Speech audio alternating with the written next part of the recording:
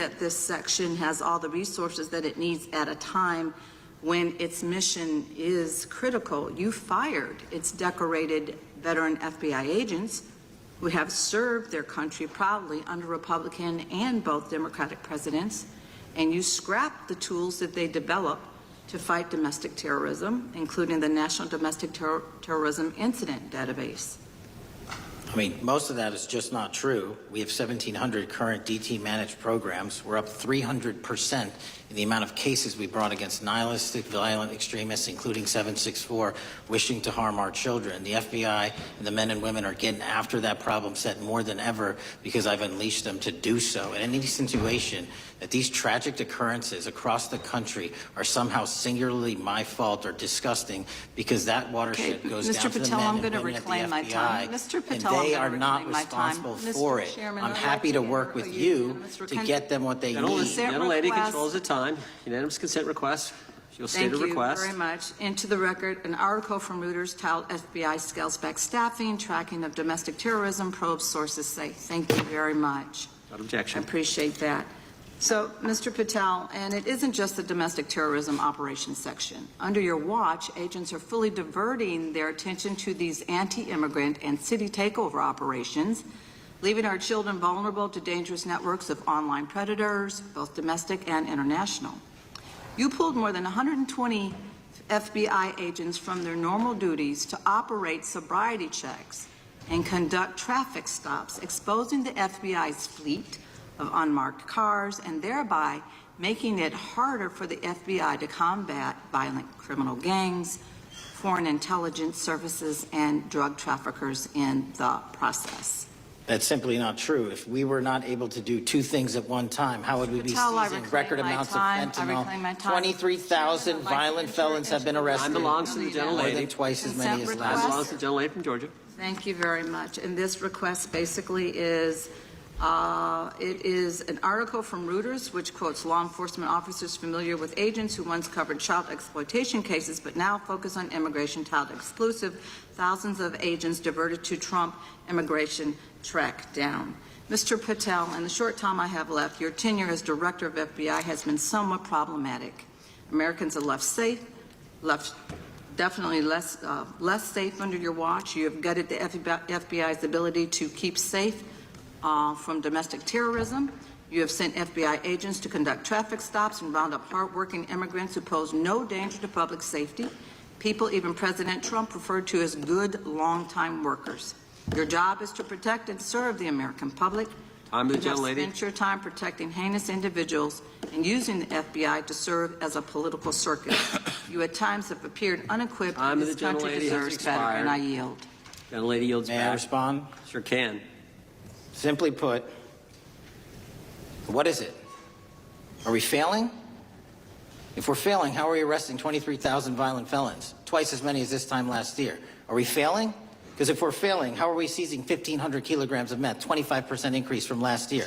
Are we failing? Because we captured 4 top 10 FBI most wanted from around the world in 7 months. That's more than the entirety of the last administration. Are we failing? Because we put 1,500 child predators in prison. Are we failing? Because we dismantled 300 human trafficking networks. Which is it? You don't like me, that's fine. But don't you dare disparage the men and women of the FBI that are producing record results in historic fashion to protect this country.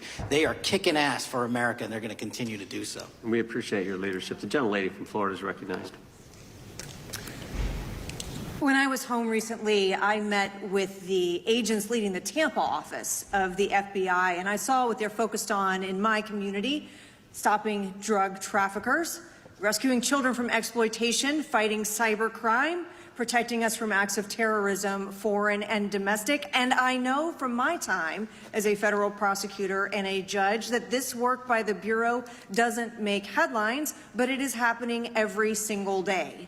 At the top, accountability is necessary, transparency is critical, but today we've seen an effort not just to diminish, but to distort the work of Director Patel and the agents he leads. If we really care about transparency and about truth, then what we owe to the American people is this reality, that thousands of dedicated professionals at the FBI wake up every single day thinking not about themselves but about this country and keeping every single one of us and our children safe from harm. And Director Patel, I would like to hear from you the facts about what the FBI is doing in your efforts to fight crime. Director Patel, isn't it correct that since January 20th, 2025, the FBI has made over 25,000 immigration-related arrests, including 350 members of Tren de Aragua and 195 members of MS-13?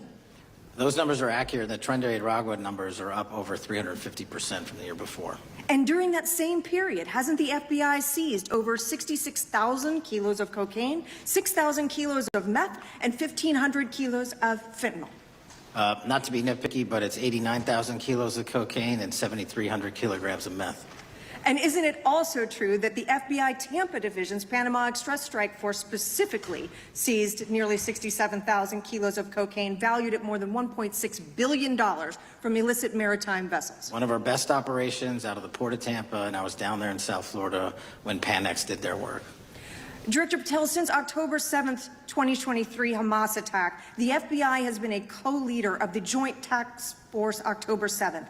Isn't it correct that this task force is actively working to bring justice for victims and to prevent terrorist infiltration at our borders? Yes, ma'am.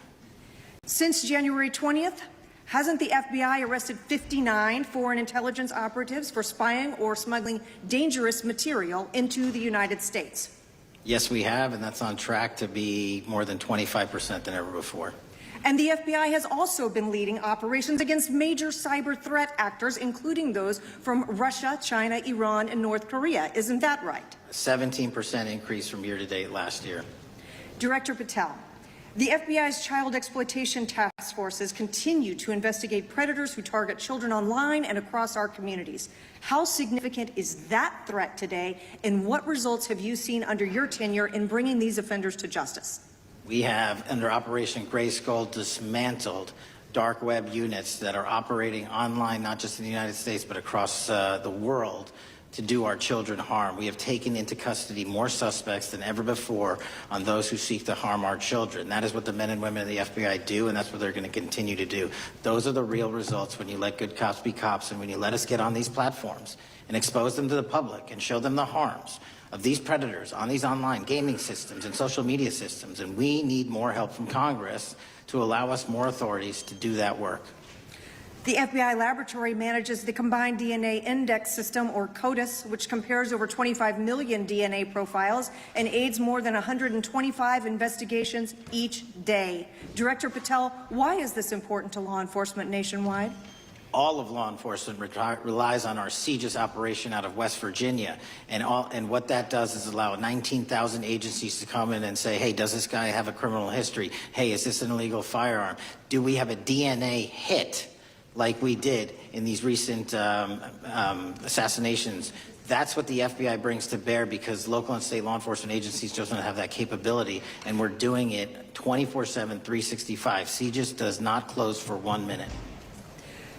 In your testimony, you noted that the FBI has ongoing counterintelligence investigations into China, Iran, and Russia across all 55 field offices. Why is it essential to maintain that scope of coverage, and what success can you point to in disrupting nation-state actors? Our biggest threats involving nation-state actors are the PRC, Russia, and China, and they are up 33%, 83%, and 60% respectively in arrest alone this year.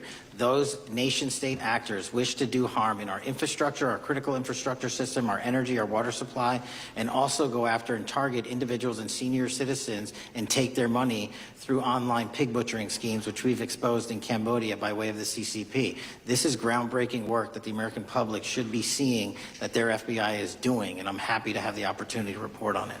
Thank you, Director Patel. I yield back. Gentlelady yields back. The gentlelady from Mr. Chairman, I have a couple. Unanimous consent. Thank you so much. I appreciate it. In response to Mr. Patel's making the remarks that that maybe our colleagues are disparaging the men and women of the FBI, I'd like to enter the record 3 unanimous consent requests. One is entitled FBI Using Polygraphs to Test Officials' Loyalty. The second is Kash Patel Knowingly Broke Law When Firing Top Officials, Lawsuit Alleges, published by NBC. And the third is FBI Forces Out More Leaders, including ex-director who fought Trump, demand for January 6th agents' names. Without objection. Thank Gentlelady you. from Vermont's recognized. Thank you, Mr. Chair. Director Patel, thank you for being with us today. Appreciate your time.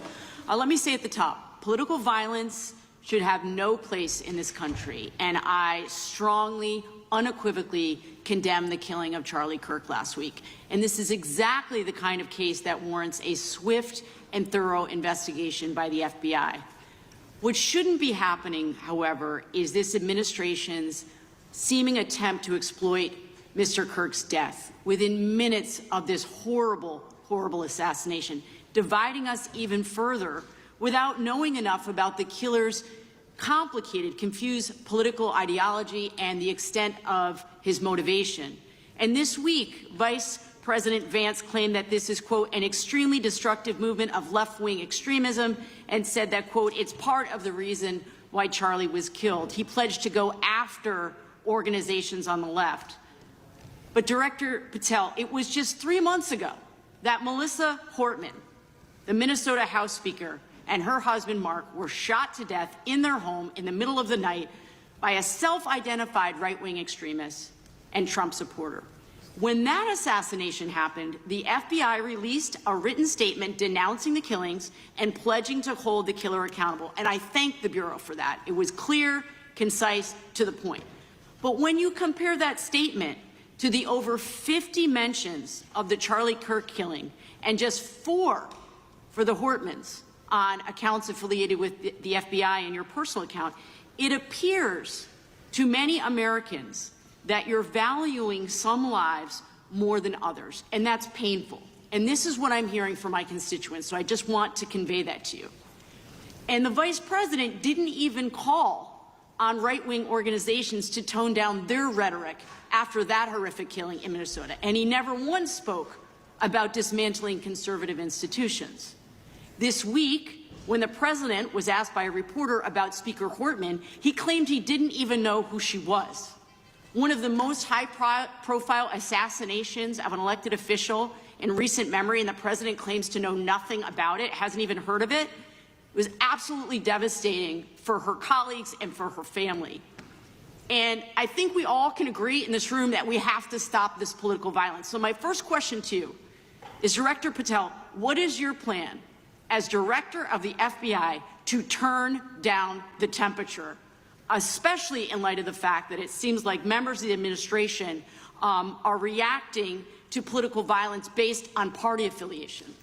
What's your plan? I can only speak for myself and the Of course. FBI. And what we are doing is, I think I mentioned earlier, we're following the money, because whatever attack you are describing, and they are all despicable, equally so, people need money to operate. People need money to conduct these attacks, to conduct these investigations.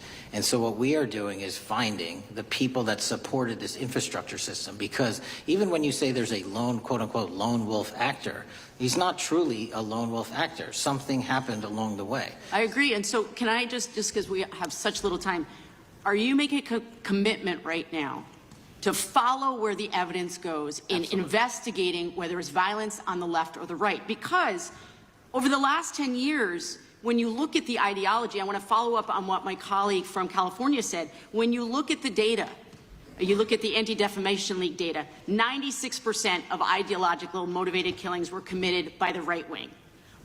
When you look at the Institute of Justice report that she cited, it's 5 times the number that 5 times the number of far-left extremist incidents are perpetrated by far right.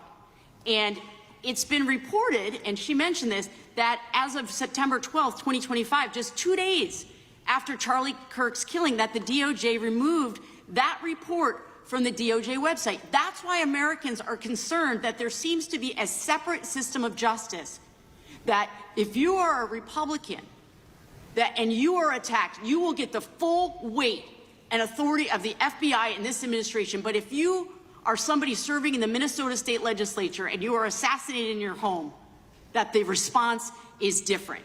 And I think to ignore the threats from the right or try to do a both and when there are multiple instances when it's overwhelmingly coming from the right, this is a disservice, because Americans want to know that whoever they are, whatever their political affiliation, that the response is going to be the same, and it is going to be done with the same diligence. And I'm wondering if you will commit to me right now that you will be a voice right now standing up to those voices in the administration that are adding to the violent rhetoric right now. That's what I'm asking you. Will you commit to this? Time of the gentlelady has expired. The gentleman can respond. My voice will be through the investigations that the FBI conducts, and we will conduct them all lawfully and equally. Can we expect in the future that your tweets in related to one killing will be the same level of concern? The gentleman from Texas is recognized. Thank you, sir.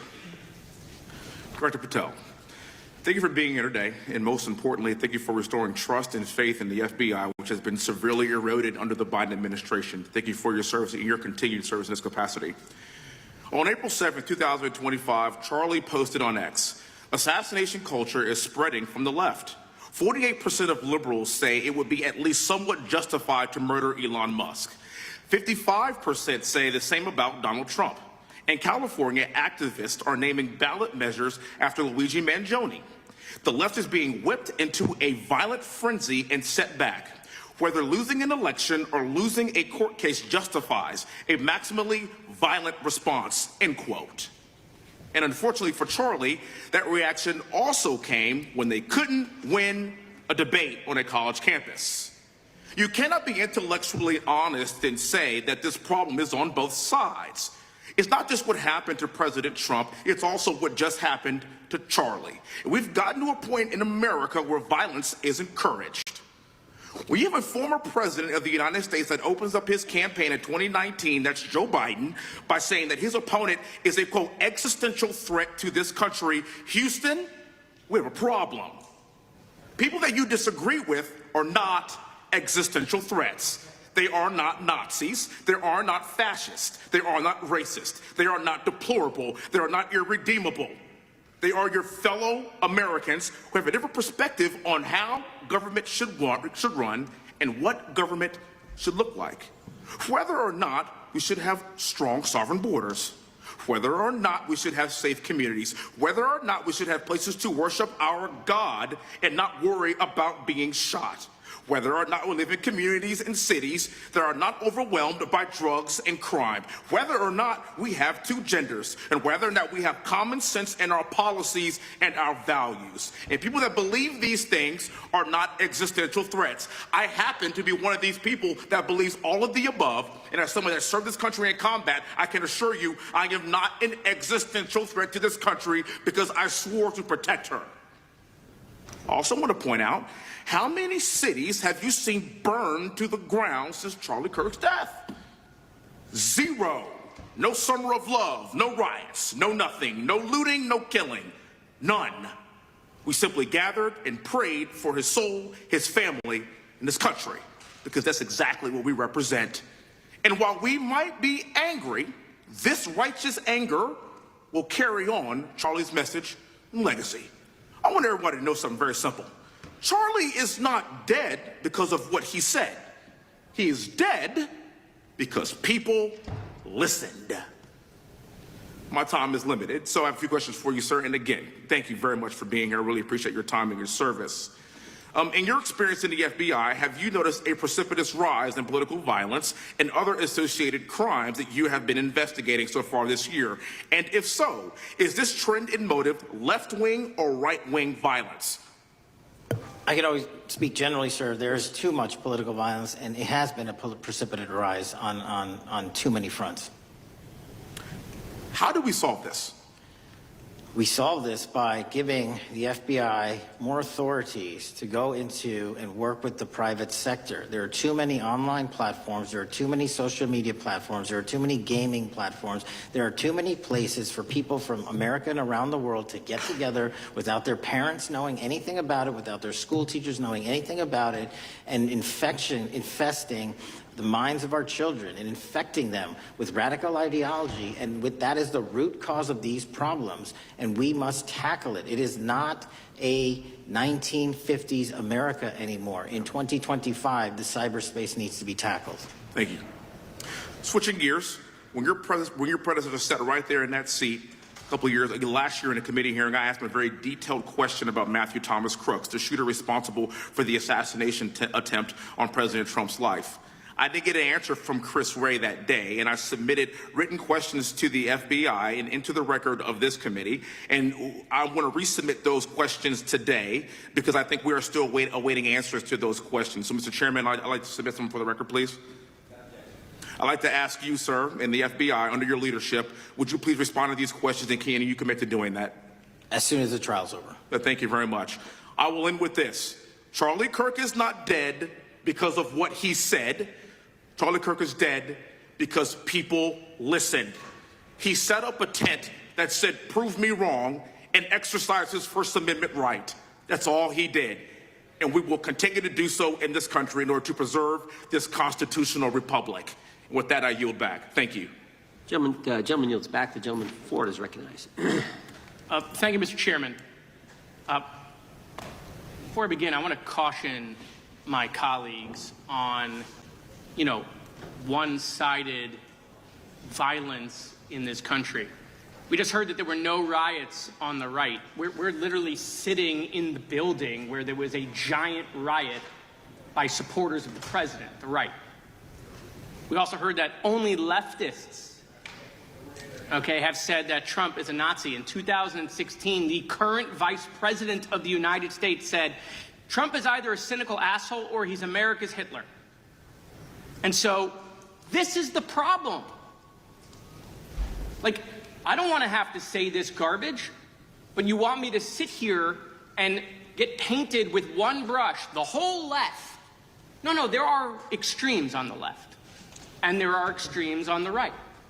And we collectively should tackle that. But to come here and just look at us and say we all support what's going on in the extremes is why we can't solve anything in this building. Director, let me say first, thank you for being here, and my condolences on the loss of your friend. And I'm happy to hear that you want to do more on the social media platforms. It's crazy what's going on the social media platforms. There are so many conspiracy theories on what's going on with Charlie Kirk. Israel assassinated him, right? There are conspiracy theories about your personal social life all day. It is totally rampant. Big names on the right, Candace Owens, right? Talking about how what's been released as far as the dialogue between the perpetrator and his roommate is manufactured by the FBI, manufactured by the administration. It is totally rampant, allowing foreign governments to just perpetrate these platforms, all of these bots, all of the time to weaponize Americans. You see what's going on here? This is a byproduct of all of that. What's going on in the streets is a byproduct of all of that. What's happening is you see people celebrate Luigi Mangione is a byproduct of all of that. And so if we want to do something, then we should talk about Section 230. We should talk about how we're going to make sure that we don't let foreign governments poison our children's mind. And so I will work with you on that, Director. I'll work with you on 230 any day. No problem. So now, that was the good part. I want to take your attention back a second, okay? Breaking news. Kash Patel is nominated to be the FBI director. Dan Bongino is nominated to be the #2 at the FBI. MAGA celebrates, rejoices, bells are ringing out. The team, Patel, Bongino, that sought out every podcast microphone to talk about the Epstein list.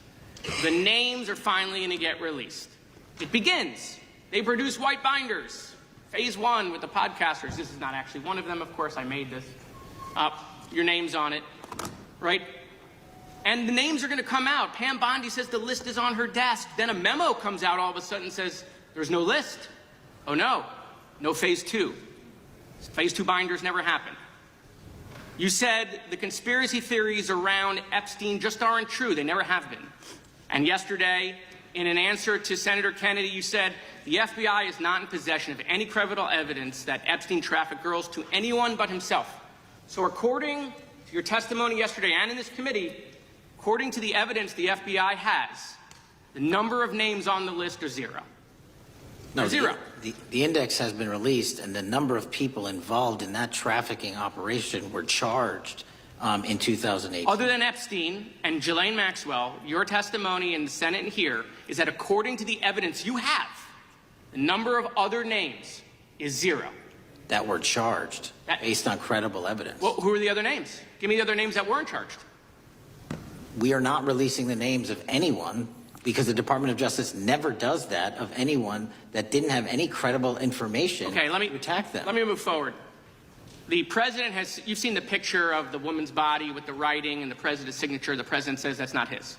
Okay? The president says it's not his. The Republican colleagues say it's not his. The administration say it's not his. Will you be opening up an investigation into the Epstein estate for putting out a fake document with the president's signature linking him to the world's largest pedophile ring? Will you be opening that investigation into that? On what basis? On what basis? They literally put out a fake document, according to the president, with a fake signature. It's a forgery of the president of the United States signature. That's the basis. Sure, I'll do it. Okay, I look forward to that investigation. Am I over? Thank you, Mr. Chairman. I appreciate your diligence. Gentleman's time has expired. Chair now recognizes the gentleman from California. Director Patel, as you know, my state, California, is home to the worst public infrastructure failure in U.S. history, known as California High-Speed Rail, although the name is probably a misnomer. Earlier this year, I joined your counterpart at the Department of Transportation, Sean Duffy, doing a compliance review of the federal money the state has received, and the outcome was that the state has not complied with the terms of its billions of dollars in funding because it hasn't actually built anything. And so that federal funding has now been cut off, but a lot of us in California still have questions as to where all the money went. We're 17 years in to this project, and absolutely nothing has been built. Not a single bit of track has been laid. There are no stations. There are no passengers. And the plan initially was to have the whole thing, LA to San Francisco, done by 2020 at a cost of $33 billion. Yet here we are in 2025. Nothing has been built. And according to the New York Times, the project won't even be completed this century. And the total cost is now estimated to be over $130 billion. So I just wanted to ask you, do you think this is something that bears scrutiny, or can you confirm whether there's any kind of investigation going on at the FBI? The FBI certainly can't investigate incompetence, but the FBI certainly can investigate and does investigate waste, fraud, and abuse. And so if we have any information that indicates that that happened in this situation or anything else, we'll look at it. Thank you very much. We've also, been talking some today about the issues that occurred at the border during the Biden administration. And you might not agree with your predecessor on everything, but you probably would agree with some of the statements he made in testimony before this and other committees, raising alarms about the risk of terrorism from illegal border crossings. Since becoming director, have you gotten some insight into how well calibrated those warnings were, and what is the status of that risk now? Since becoming director, there's been a sharp decrease of border crossings for known or suspected terrorists from the southern border. But unfortunately, there has been a sharp increase of known or suspected terrorists entering through our northern border. And so what I'm trying to do is work with our northern border states and our interagency to tackle that problem. But it is an absolutely massive border that can't physically be sealed. So we're going to have to get creative and put more resources into that. And in a similar vein, there were over 500,000 unaccompanied children that crossed the southern border during the Biden administration. As we know, many were trafficked either through forced labor or sex trafficking. Do you have any insight as to what the scale of that problem was and how have things changed over the last several months? other than what you outlined in terms of how it was described, I don't have any additional details. In terms of how many people are being trafficked into this country, especially unaccompanied missing children, that number is drastically reduced because the coyotes that smuggle these children for their criminal activity are the same ones that smuggle in narcotics, or the same one that traffic older age women. They're all interconnected, and because of the sealing of the southern border by this administration, that has come to a near halt. That is a very important point, that we have seen far fewer victims of human trafficking because we finally prioritized border security. And by the way, you have children who are getting rescued because of the immigration enforcement activities that unfortunately some politicians in my state are trying to stop, thereby stopping those kids from getting rescued.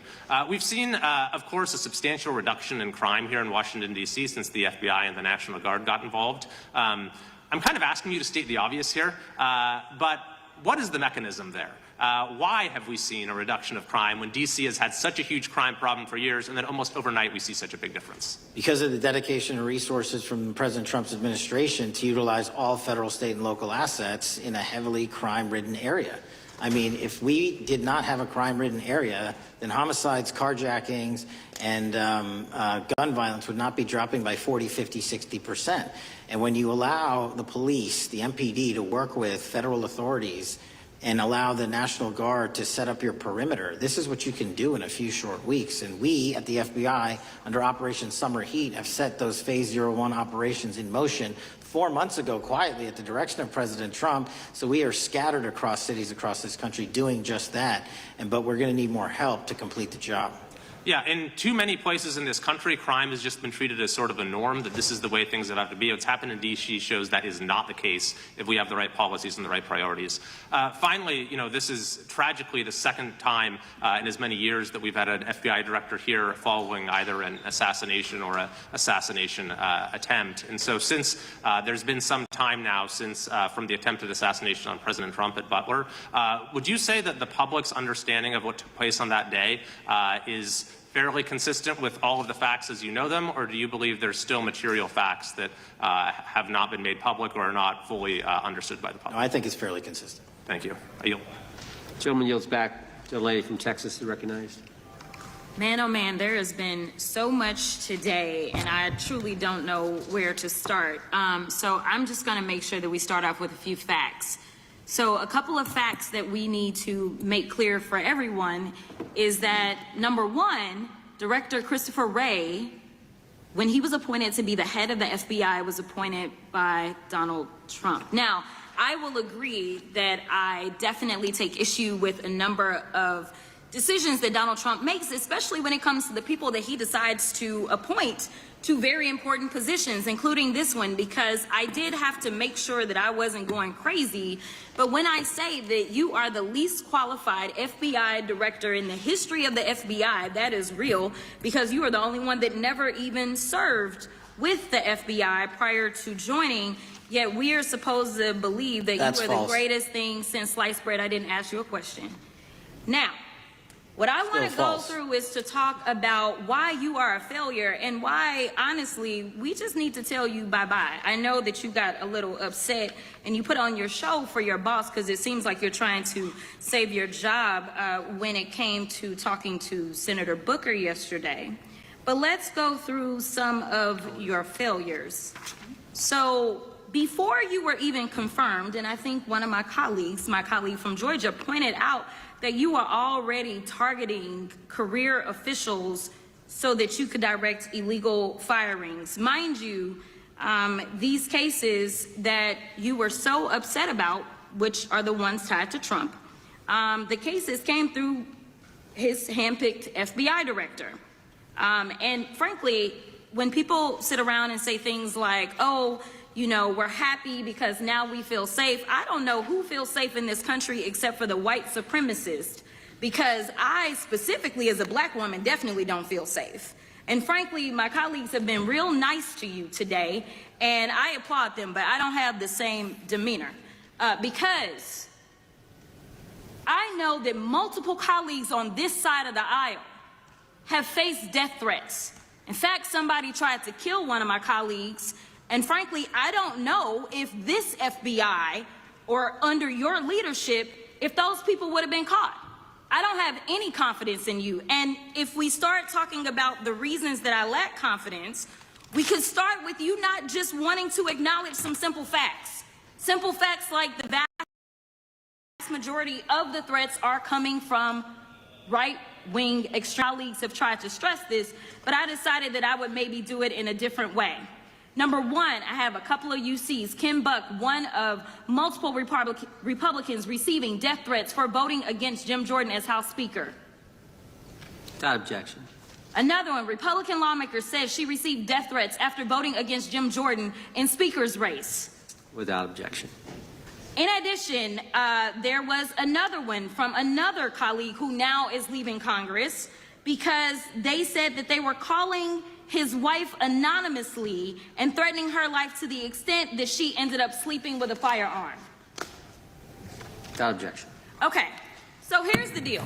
How are we supposed to have confidence when you're sitting up here telling the Senate yesterday that it will take you 14 years before you can get the FBI fully staffed to do their jobs? You're also now redirecting resources so that they can go and play ICE agents on the streets. You're getting rid of your most qualified people, and even when it came down to somebody that you consider to be a friend, you were posted up having some fancy dinner to the extent that you posted not only once erroneously, you posted twice erroneously as it relates to catching somebody, and then you want to go and say, let me take a victory lap. Because honestly, if it wasn't for parents deciding that they were going to turn in their child, it seems like y'all wouldn't have got there. Even though he literally confessed online. So I'm confused about what it is that the FBI is doing except for trying to put on a show for the apprentice or whatever you want to call him. The day after all of this took place, there was domestic terrorism that was taking place at HBCUs. They were targeted. Yet I didn't hear anything from the FBI about what was going on. And again, black people kept saying, how did we end up in this? Because the numbers are so very clear that white supremacy is a problem. And honestly, I've not heard anything out of you today that makes me believe that you're going to do anything about the white supremacy problem. The one that is leading to children being killed, children being shot, as well as members of their community as they're worshiping in their churches. The time of the gentlelady has expired. If the gentleman would like to respond to any of that. Well, I mean, I'll respond. Cash Patel, as I said when I introduced him, public defender, former prosecutor, top staffer on the House Intelligence Committee, Deputy Director of National Intelligence with the National Security Council, Chief of Staff at the Department of Defense, and FBI Director. I think that's a pretty good resume for the guy who's now running the top law enforcement agency in our country, and we've seen all the stats that he's given to the committee on how much better they're doing at getting the bad guys than the previous guy was doing. With that, I recognize the gentleman from South Carolina. Thank you, Mr. Chairman. Director Patel, I think you're witnessing some auditions, clickbait auditions for the Academy Award for my Democratic colleagues. We'll see how they fare as they're on MSNBC later on today. But do you care, before I launch into my line of questioning, to respond to Ms. Crockett from Texas on that very elaborate and theatric display? Here's what I've learned in my government service. I don't give a damn what they say about me as long as I'm succeeding in the mission. We're succeeding in the mission because the men and women of the FBI have never been empowered to do more work and to hit the streets harder than by President Trump's authorities and resources he's given us. And so all I care about is that we are capturing more child predators than ever before, taking more drugs off the streets than ever before, that we are capturing murderers at a significantly historic rate, and we're delivering this country the lowest murder rate in recorded history. That are facts that you cannot dispute. But you can come at me all you want. I don't care. Thank you, Director, for that. And we appreciate your service. We appreciate the results speak for themselves, I think, pretty plainly, and your commitment not only to results but to transparency. So we do appreciate that. Director, who was John Durham? He was a former federal prosecutor, United States attorney, and ultimately appointed special counsel in the first Trump administration. Correct. And there was a document that he released in his findings called the Durham Report. What was the Durham Report briefly, and what were the findings very briefly? It was every special counsel that's appointed produces a report to the Attorney General. Special counsel's Durham Report largely focused on Crossfire Hurricane and included extensive summary findings in classified and unclassified manner, and we released the classified version, finally declassifying it for the American public in this committee. Correct, and you released that in July of this year. I think so. Yes, sir. Isn't it true that in the classified Durham Annex, as it's referred to, that in 2016 the Obama administration obtained intelligence information from a source contained in two separate memoranda, one in January of 2016 and one in March? The two memoranda described confidential conversations between DNC Chair Debbie Wasserman Schultz and two individuals from the Soros Open Society Foundation. Isn't that true? As written in the report, I'll let it speak for itself. In the Durham Annex in January of 2016, the memorandum noted in part that President Barack Obama intended to scuttle the FBI's investigation into Hillary Clinton's private email server and mishandling of highly classified information during her time as Secretary of State. Isn't that found in the report? I believe so. Isn't it also found in the report that in March of 2016, the memorandum also included references to the same Obama effort to shut down the Clinton investigation, but additionally outlined a plan to falsely connect Trump to Russia? Isn't that in the Durham Annex? I think it's in more than the Durham Report, but yes. The memo also stated in part that, quote, the Democrat Party's opposition is focused on discrediting Trump, among other things. The Clinton staff, with the support from special services, is preparing scandalous revelations of business connections between Trump and the Russian mafia. Isn't that also found in the now unclassified Durham Annex? I believe so, sir. According to the Durham Annex, based on analysis and translation of the intelligence, FBI analysts believed that special services could either mean the FBI or CIA, or the Trump dossier author Christopher Steele. Isn't that in the Durham Annex? I believe so, sir. When the Obama administration received intelligence in March of 2018, Fusion GPS was preparing open source opposition research regarding purported ties between Trump and Russians. The research was paid by the Clintons campaign and the DNC. Isn't that open source and also in the Durham Annex? I believe both. Okay. And so also in the Durham Annex, which I found interesting, was the potential campaign plan was shared with high-ranking career officials at DOJ. Isn't that in the Durham Annex? I believe so, sir. The Durham Annex describes that in July of 2016, emails allegedly between Leonard Bernardo, senior vice president of George Soros's Open Society Foundation, included data providing specificity on the Clinton plan in an attempt to smear Donald Trump by falsely linking him to Russia. Isn't that in the Durham Report? I believe so. And so, briefly, this additional evidence that you've unclassified and released to the American public, what does that purport to show or augment about the Durham Report that you can share with the American people? Put simply, that the FBI was weaponized. Against a political campaign. Yes, sir. Thank you for that, Mr. Chairman. I yield back. Gentleman yields back. I have UCs. Gentlelady from Texas recognized for unanimous consent. Yes. First one is Russia's ghostwriter hacker group takes aim at German election. This is from Politico. Objection.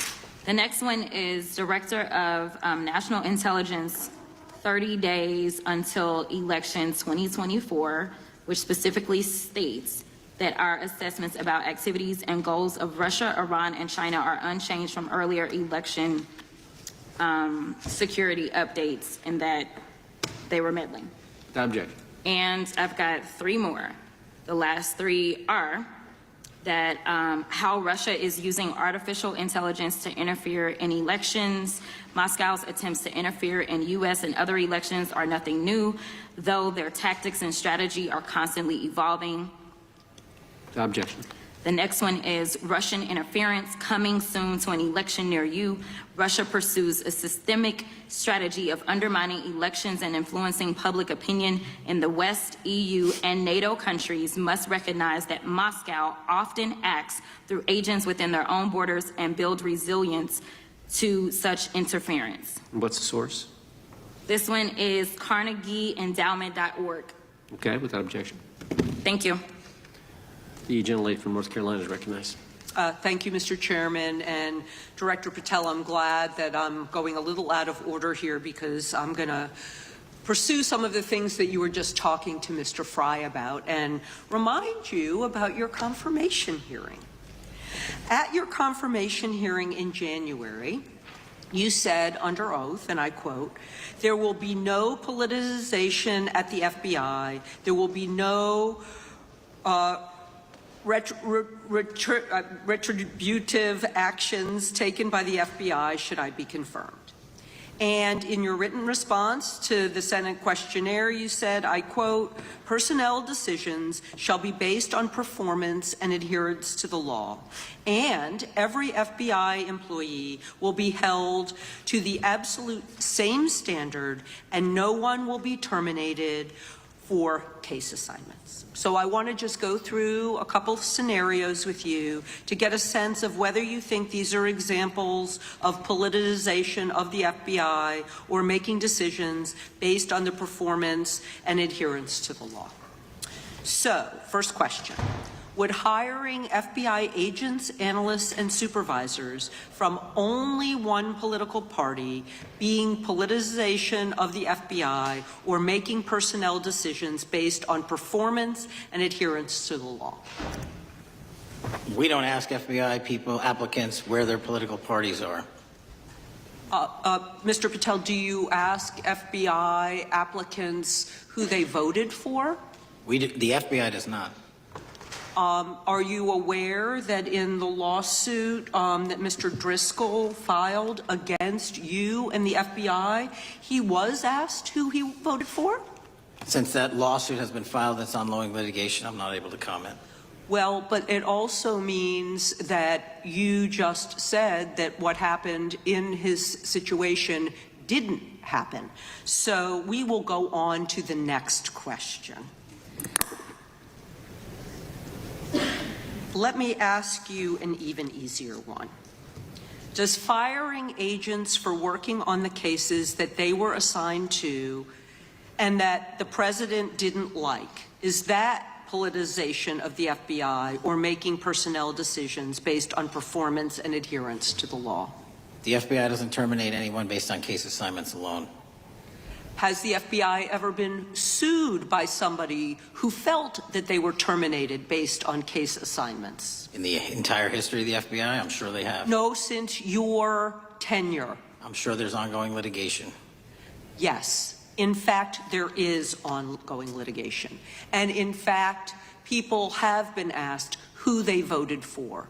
And in fact, you are running an FBI for the President of the United States rather than the people of the United States, because my questions were not hypotheticals.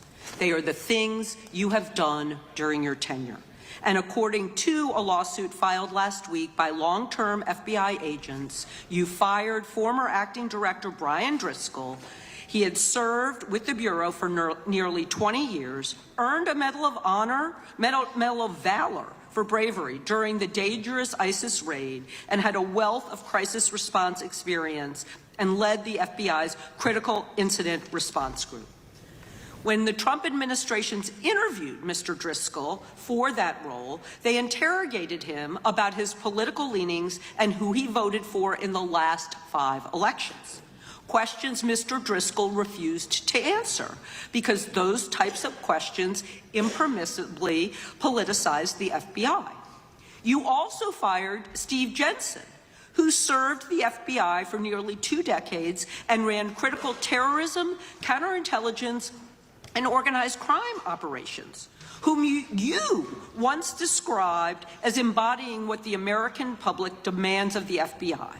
But he was fired because he took part in investigating crimes committed on January 6th.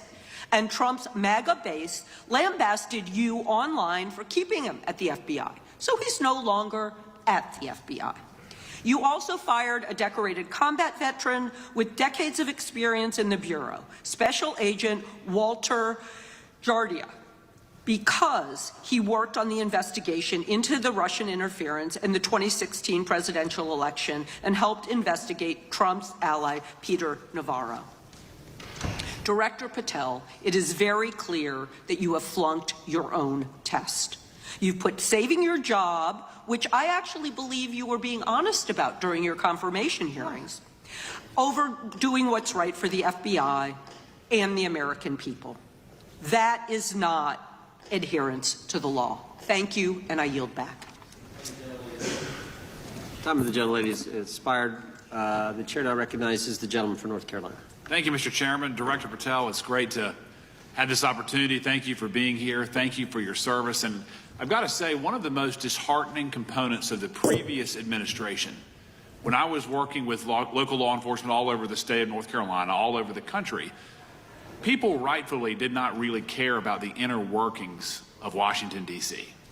The FBI had previously been the paramount, the sterling, the top of the top law enforcement agency. They wanted their FBI to fight crime. Whatever small town, city, whatever it may be, FBI was expected to deliver for the American people. And then reports started to come out, in addition to the likes of McCabe, Comey, Clapper, Strzok, Page, that the FBI was targeting Christian nonprofits. They were targeting parents for protesting radical gender theory at their schools. They targeted Catholics, churches, pro-life organizations. And the FBI was really bruised in just modern day America. And your focus on getting the FBI back to the streets, fighting criminals, locking up bad guys, whether they're violent criminals, whether they're sex predators, whatever they may be, that is restoring the reputation of the FBI, and I thank you for that. In regards to the perceptions, I want to be very clear here. You mentioned the statistics about removing dangerous illegals, removing thousands of kilograms of drugs, violent criminals, guns. The border is secure. These accomplishments are noteworthy and they're needed. But at the same token, I want your take. The fight is not over. Isn't that correct? When we look at what happened in the previous administration, the number of illegal alien criminals that made their way into this country of every type, they're embedded, they're here, and it's going to take a sustained effort to win this battle. That's the critical component, sustained effort. And that's the critical component when you look at what happened in Washington, D.C. We're not here for 4 seconds in terms of safeguarding Washington, D.C. Yep. It's a sustained initiative. We're taking it to Memphis and wherever we decide else. And so we are going to continue the mission till it's done. In regards to offloading some of the agents from Washington, D.C. to the states, to the people, can you just explain how tactically that is a force multiplier in the law enforcement community around the country? Yeah, it's pretty simple. You don't even have to be in law enforcement to know that. If you put cops with other cops, they're going to do cop work. That's right. And what was needed in the communities out there was more cops. What was not needed in the bloated bureaucracy of Washington, D.C. was a third of the FBI's workforce, because a third of the crime does not happen in the Washington, D.C. NCR area. And so the results speak for themselves. Our state and local partners, I've always said this, are our biggest ally, our Yes. greatest ally and partner. And we cannot do the work without them. But we got to send our guys to them. That's right. And in regards to the last 4 years, the open border policies, whether it's terrorism, drug trafficking, human trafficking, violent crime, massive amounts of organized retail theft, and other types of criminal behavior, can you describe, just so anyone who's listening here can talk about, how serious the levels of criminality have become in the United States? Well, unfortunately, in order to have these record-breaking numbers of arrests and seizures, you tragically had to have a record-breaking explosion in violent crime. And it doesn't happen overnight. And it came in from all corners of the earth and from all platforms, including social media. And that's the root cause of all of these evils. And in order to clean it up, it's not going to happen overnight. But the men and women of the FBI, what they did in these 7 months, everybody should be talking about it. Every single district in this dais is safer now, today, than it has ever been because of that work. And in regards to the ongoing political climate, Director Patel, how do sanctuary policies that are still being implemented and defended in certain states, cities, and counties, how do they help or hurt your efforts to make America safer? Well, if you are harboring criminals, you are harboring our ability to keep our communities safe. It's that simple. If you have a fugitive warrant for a violent felony offense and we are not able to procure you because of policies or rules that don't allow us to go get them, and time again, we have heard all too many illegal immigrants who should not have been here murdering women, murdering children, giving drugs to our youth, and raping our children, and that is unacceptable. Straightly put, can you separate immigration enforcement with fighting crime? They're intertwined. Thank you. In regards to policies like cashless bail, how does that help or hurt your efforts? Criminals know that there are certain jurisdictions where if they shoot someone, they'll be out the door within the next hour to do it again. And that's an ethos and a system that has been built out over years that we are combating. How is defunding the police around the country, how does that help or hurt? As long as I'm in this seat, we're not defunding any cops. Good. Thank you, Director. I yield back. Gentleman yields back. Mr. Garcia is recognized. Thank you, Chairman Jordan, and welcome again, Director Patel. As members of the Judiciary Committee, we have a responsibility to conduct oversight of the FBI and assess whether or not you're doing a good job in a responsible and impartial manner, or whether you're just a henchman for Donald Trump who's weaponizing the Bureau at the expense of public safety. As Congressman Correa highlighted, one of the many concerning issues during your tenure is the Bureau's expanded role in low-level, non-criminal immigration enforcement. I have a report here from the conservative Cato Institute. They've obtained ICE documents showing that over 2,500 FBI personnel are now working on immigration enforcement. A yes or no question. Did you sign off on this? 2,500 FBI employees are not currently working on immigration enforcement. Did you sign off on this? On the Cato report? On the 2,500 personnel, FBI personnel that have been reported to now be working on immigration enforcement. Couldn't have signed off on it because it's not happening. You can call it whatever you want, but the reality is that over 2,000 personnel individuals are now working at ICE instead of their jobs. I want to follow up on something that Senator Durbin asked you about yesterday. This article from MSNBC reports that nearly every agent on Baltimore's domestic terrorism unit, who was, by the way, investigating the 764 network of child predators, was diverted to work on immigration enforcement full-time. That forced them to, and I quote him, walk away from investigations of a network of violent predators that targets and exploits children online. Yes or no? Were you aware that this happened, and did you sign off on it? The premise is false. The 764 network in Baltimore is taken down, and FBI agents do double and triple duty all the time. I'm reclaiming my time. You told Senator Durbin yesterday you didn't know about it, so your testimony is inconsistent today. No, I found Final out. question. Let me ask you, again, a yes or no question. Are you aware that agents have been told by supervisors not to documenting their shifting of resources toward immigration-related work?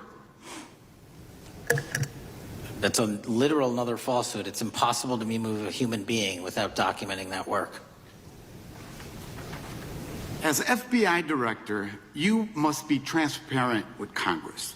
You need to provide us information about how many agents have been diverted to non-criminal immigration enforcement, why the Baltimore unit was dismantled, and whether there's a cover-up of what's happening under your leadership. Because this goes to the heart of whether or not you're carrying out the stated mission of the FBI, keeping our communities safe. Diverting FBI agents from investigating violent child predators doesn't make us safer. Using FBI resources to target parents, children, and other immigrants for low-level, non-criminal enforcement doesn't make us safer. Enabling violent, lawless conduct by federal enforcement doesn't make us safer. As we saw last week when an ICE officer killed one of my constituents. And I know that the FBI has been involved in that investigation. And yesterday, ICE did a raid in the suburb of Elgin where 2 U.S. citizens were arrested, and who accompanied them on that filming of that show? Secretary Nunn. Shameful conduct. And weaponizing the FBI to serve Donald Trump's political agenda instead of the American people does not make us safer. Before I yield back, Mr. Chairman, I request unanimous consent to submit the following documents for the record. A report from the Cato Institute, which I referenced earlier, where ICE has diverted over 2,500 officers from their jobs, and 2, an article from MSNBC titled Trump's Deportations Divert FBI Agents Off Child Predator Cases, and an article from CNN entitled White House Pressure for Increased Immigration Arrests Strains Law Enforcement Agencies. Thank you, and I yield back. Gentleman yields back. Without objection, the gentleman yields back. Gentleman from Wisconsin is recognized. Thank you, and thank you, by the way, for coming over here. Sorry you have to put up with all this. I know when you took over, the FBI's reputation in a lot of circles perhaps had never been lower.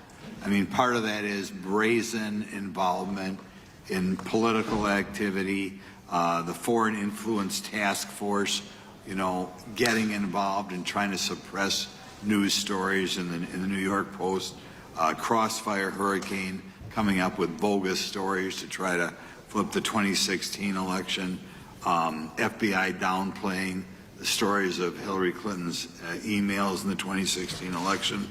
That's their overt involvement in political activity. I think a strong anti-religious bias. We talked about stories of an anti-Catholic bias in there.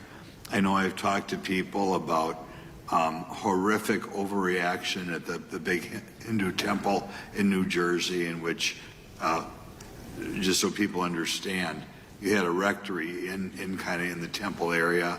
The religious leaders, you know, taken out at gunpoint, big problems. And I think finally the FBI trying to turn America's viewpoint on certain political issues. And when I talk about that, I'm talking about what was done in Mexico with regard to shipping weapons, fast and furious, shipping weapons into Mexico in an effort, I think, to try to turn the Americans against the First Amendment. But in any event, what scares me is, and all these horrible things that were done in the past, there were individual FBI agents who participated in which apparently their supervisors told them this is okay or even admirable.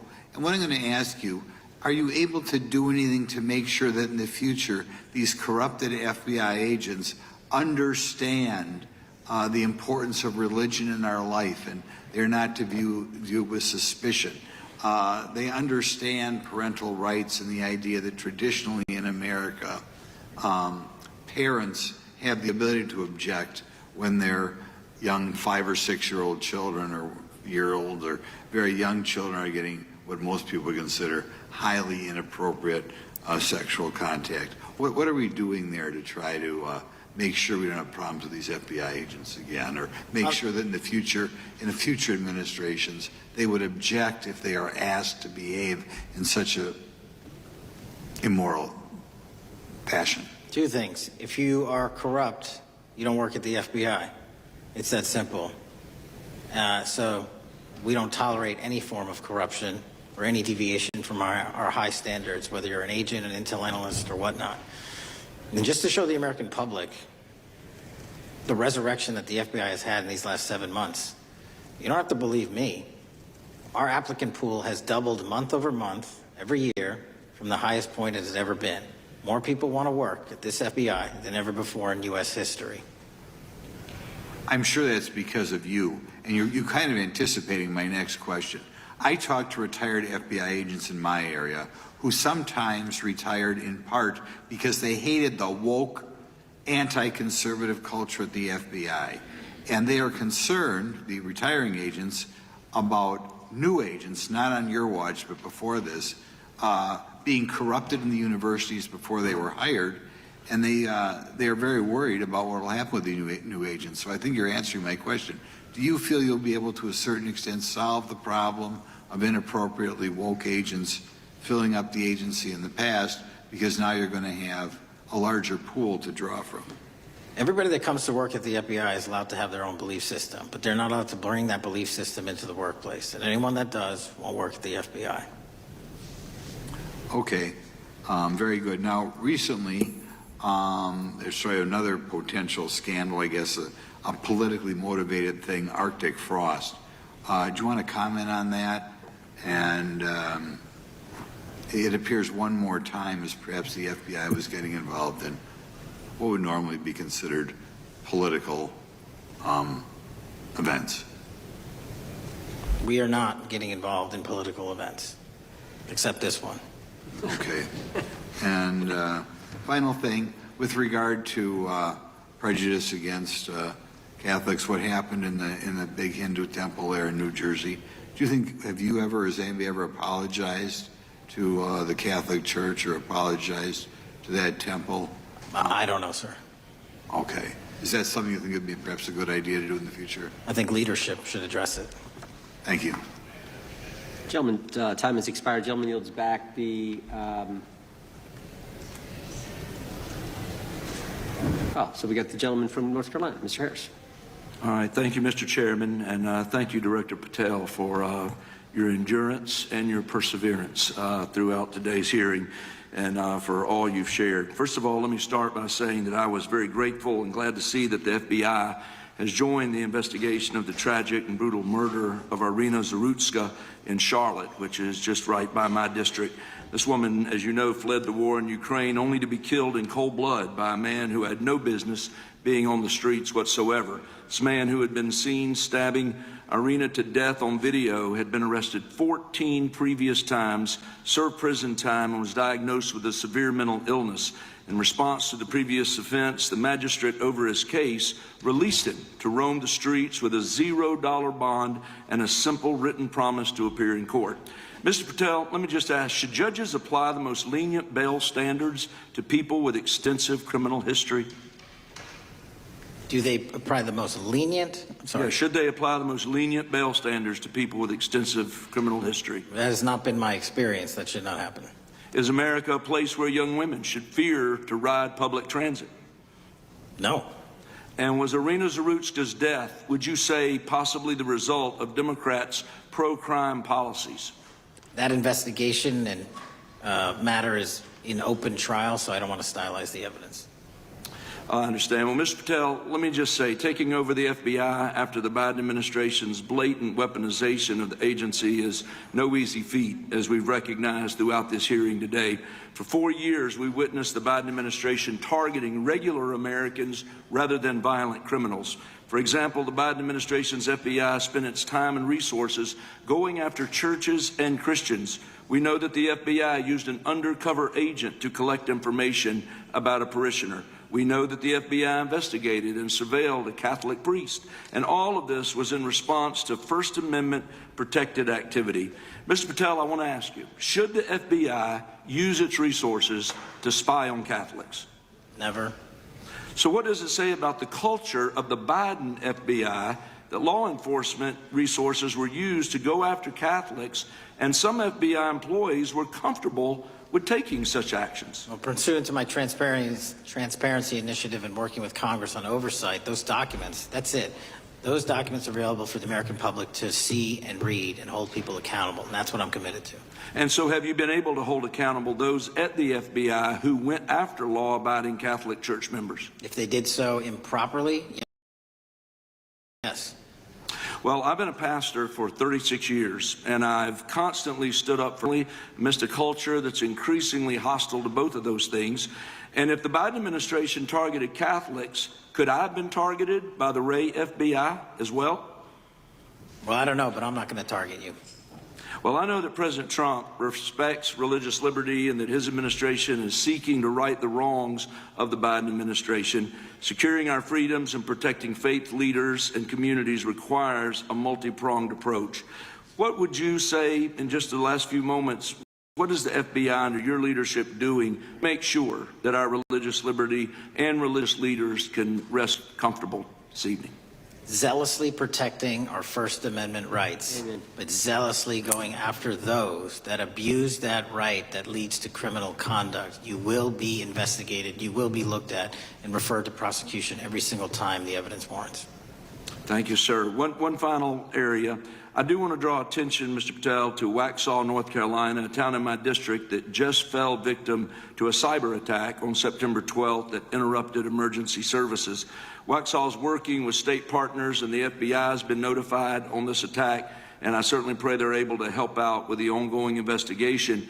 Could you just speak to what the FBI is doing to bolster our community's cybersecurity to defend against any future cyber attacks?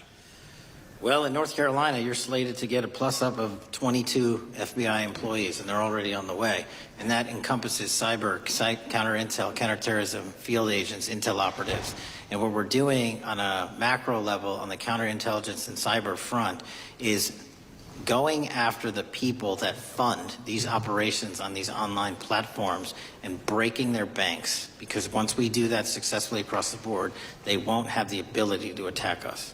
Well, thank you, Director Patel, and let me just add my comments to those of my colleagues that are very grateful for your leadership, grateful for your courage, your consistency, and for being willing to stand in the gap for us. And with that, Mr. Chairman, I yield back. Gentleman yields back. Gentleman from Missouri is recognized. Thank you, Mr. Chairman. And Director Patel, thank you for being here with us today. Over the past few years, we have seen a disturbing increase of attacks on Christians and conservatives. Since the leak of the Dobbs decision, there have been 354 attacks on Catholic churches. In the first year following the leak, there were more than 100 attacks against pro-life pregnancy care centers. And the shadowy pro-abortion group, Jane's Revenge, claimed responsibility for 24 of these attacks. Meanwhile, the Biden FBI focused resources on attacking Catholics and peaceful pro-life protesters like Mark Houck and Paul Vaughn. Many of these attacks on Christians and conservatives were coordinated or praised by dark leftist cells who lurk on the online chat rooms of Reddit, Discord, and game sites. This is a war room for Antifa and violent transgender activists. There have been essentially no incidents of violence by Catholics, pro-lifers, or parents at school board meetings, but there have unfortunately been multiple shootings motivated by leftist and transgender ideology, including recent attacks in Nashville, Colorado Springs, Denver, and Aberdeen. Worse, the targeted violence reached a boiling point this past month. A few weeks ago, an anti-Christian transgender terrorist murdered 2 children and injured 17 in a shooting at a Catholic mass.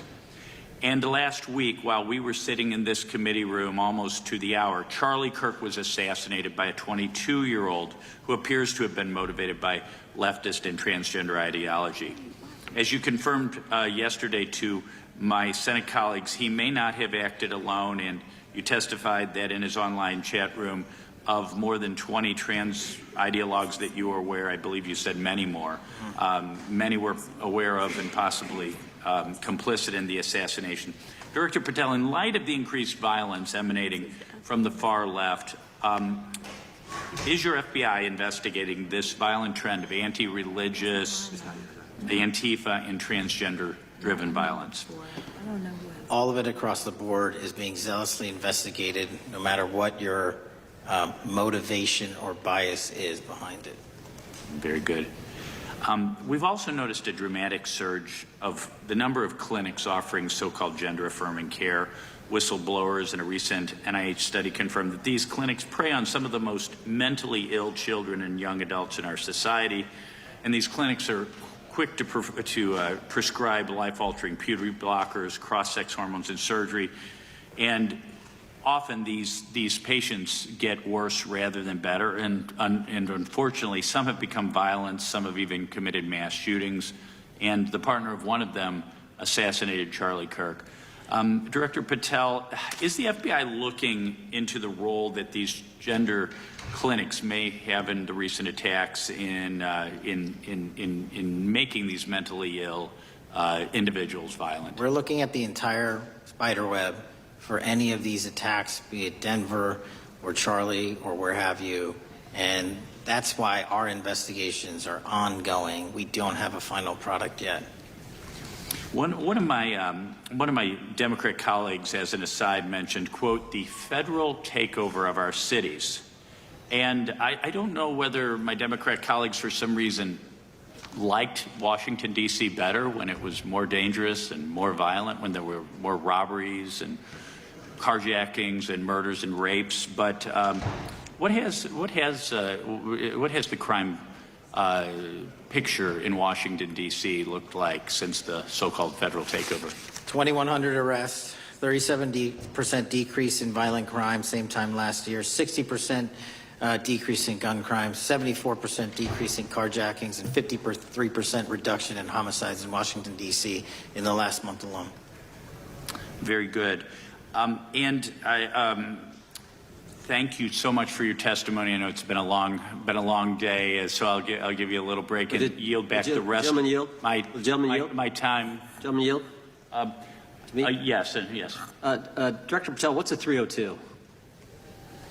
It's a report, the number of the report, whenever an FBI agent goes out and interviews someone. And are you familiar with the 302 where the FBI agent interviewed the whistleblower who's come forward and talked about the former chair of the Intel Committee here in the House pushing staff members to leak classified information? Well, I'll just read from it. Staffers were instructed to use, this is from the 302, interview this person. Staffers were instructed to use any sources that had developed within the United States intelligence community to gather information which would then be made public through the media in order to compel public opinion. You familiar with that? I am. Yeah, and that's how they played the game, wasn't it? Leaking information, classified or otherwise, true or otherwise, to create this public opinion to compel action to undermine the president. Is that accurate? I believe so. Just one other point I would make from this. This witness also said in the 302 that the agent recorded that the witness provided the interviewing agents with copies of both his handwritten notes and an email. So he gave them the stuff he wrote, and at the actual time this was taking place. That's all in the 302, right? Yes, sir. All right. Mr. Chairman. Mr. Chairman. Gentleman from Missouri. Mr. Chairman, I would like to submit for the record an article from The Hill, Massive Crime Drop in D.C., City Sees Zero Murder Week, dated August 25th, 2025. And I'd also like to submit for the record an article from the New York Times, dated April 18th, 2025. Man who set fire on Shapiro's mansion cited treatment of Palestinians, police say. Yeah. Thank you. Without objection. I have Gentlelady from UC. Texas and then Pennsylvania. Thank you so much. First UC is the FBIAA letter to Congress on summary terminations, where it states denying fundamental due process and summarily dismissing special agents will only make it harder to protect our nation. These actions distract agents from their work, foster fear that their assignments could cost them their careers either now or under the next administration, and increase the risk of criminal and national security threats by undermining unity and morale within the Bureau. Without objection. The next one is a CNN article. FBI agents are again pulled from their day jobs to address a Trump priority. It states, morale is the worst I've seen, said one law enforcement source. The Bureau is becoming unrecognizable. Lots of people are weighing really difficult decisions right now. Without objection. Gentlelady from Pennsylvania is recognized.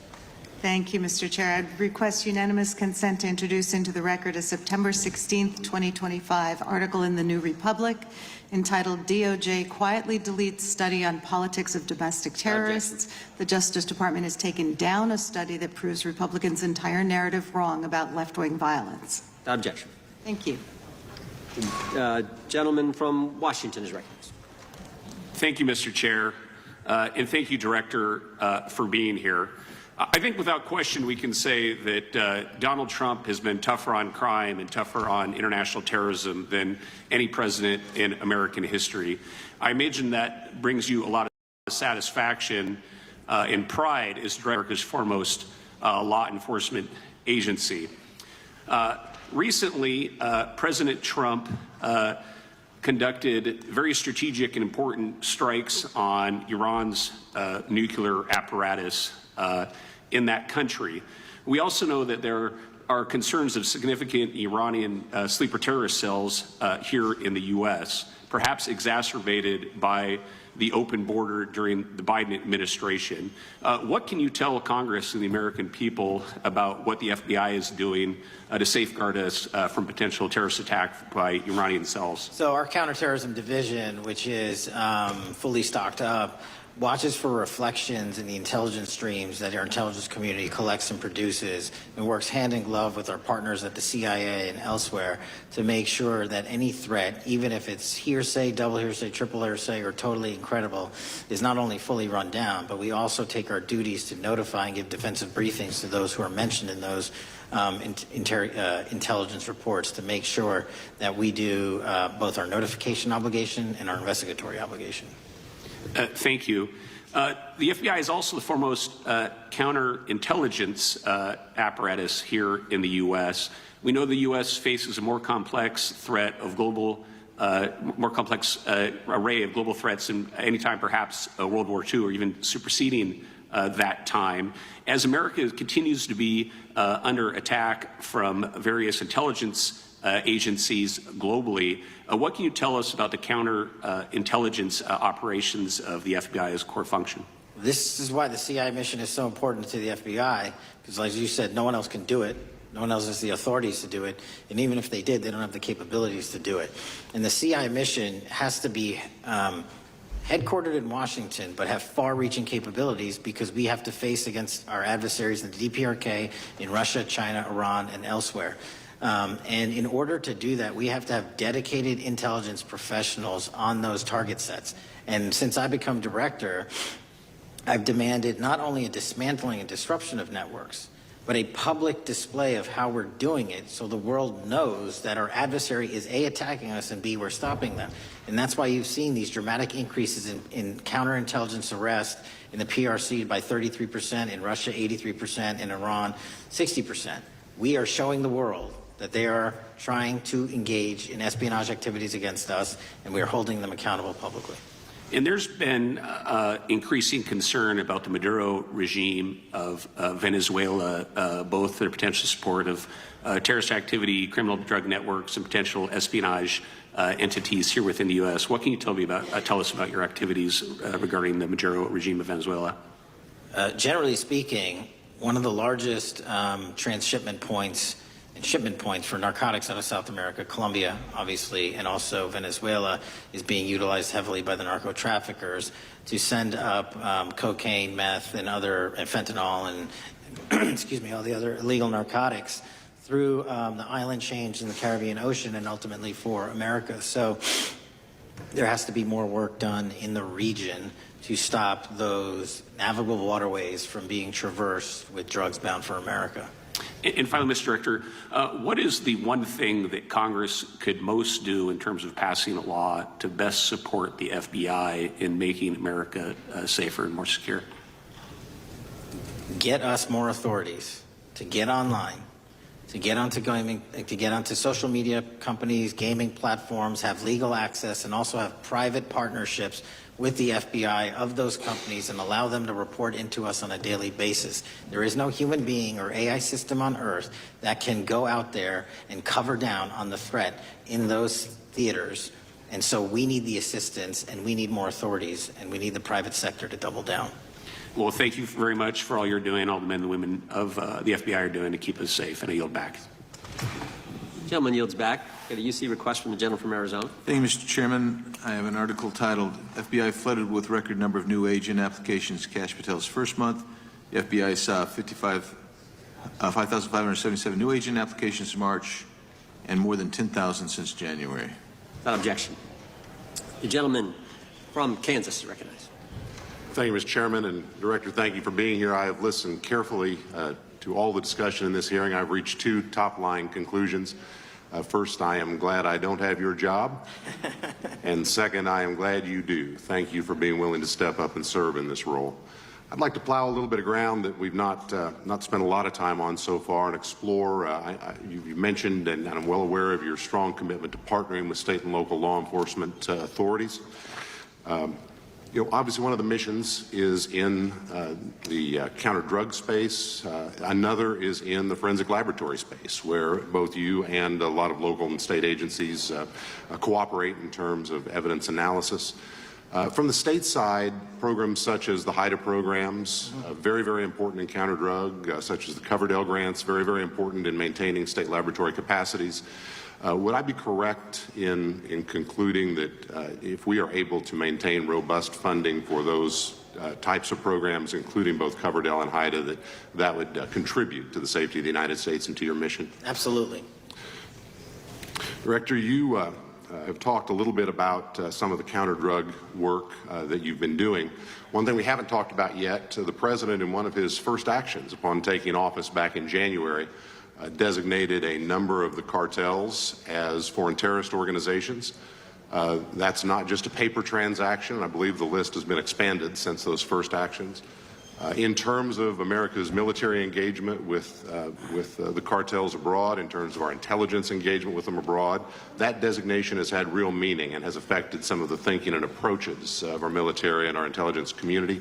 Can you talk a bit about how that designation might be affecting or should be affecting the FBI's approach to dealing with the domestic activities of the cartels? The simple way to analogize it is after 9/11 and the manhunt for the foreign terrorist organizations overseas in places like Afghanistan and Iraq, the FBI received certain authorities to go out there and dedicate a mission to go after them both lawfully and investigatorially and collect evidence and provide it to our agent or agency partners. Once the foreign terrorist organization designation was labeled over to the Mexican drug cartels, we can now do that here. And in Mexico, and in Colombia, and in Venezuela, and anywhere else they are. And so that's the best analogy I have. What we're able to do is take our counterterrorism platform, traditionally used for global terrorist manhunting, and bring it into this hemisphere against a very real threat, which is the drug traffickers, and they are foreign terrorist organizations. So we just have so many more resources and authorities now directed at them. So, for example, Director, in the regions, from the vantage point of local law enforcement, there are structures that have historically handled those partnerships separately. HIDA, for example, is an example on the drug trafficking side. The JTTFs are an example on the terrorism side. How is the thinking evolving in terms of on a regional basis, either merging or not merging those structures now that the targets in many ways are merged? So the JTTFs are kind of our forward operating base across every single state in this country to take on that mission. And anytime you're labeled a foreign terrorist organization, you come right under the authorities of the JTTF, the task force officers, and the state and local level police work that gets done in those JTTFs. And the Homeland Security Task Force layer on top of that, I think 25 or 30 across the country, specifically working with DHS and Secretary Noem to go after the drug trafficking foreign terrorist organizations because they have unique capabilities and authorities dedicated to that mission. And so that's the beauty of the HSTFs.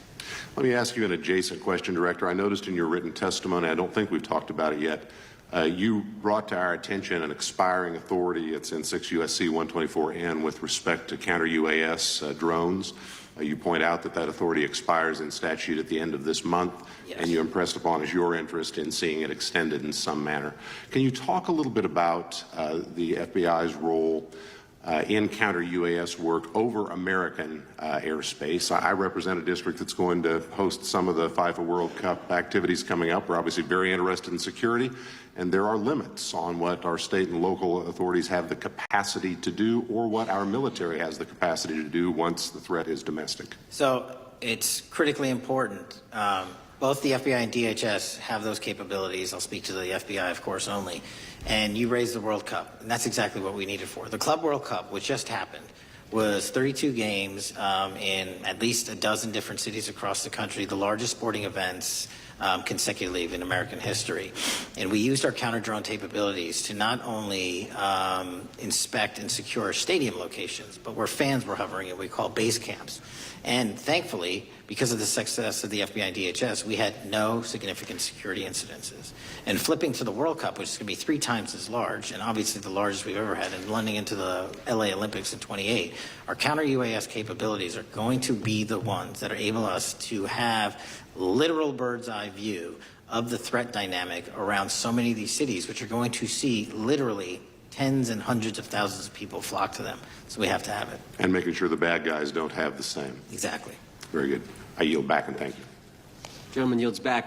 Director, you've been amazing. You've been here 4 hours and 41 minutes without a break. We appreciate that. I think we have one more member, a few UC requests, and then you can we'll let you go. But we appreciate that. The gentleman from Texas is recognized.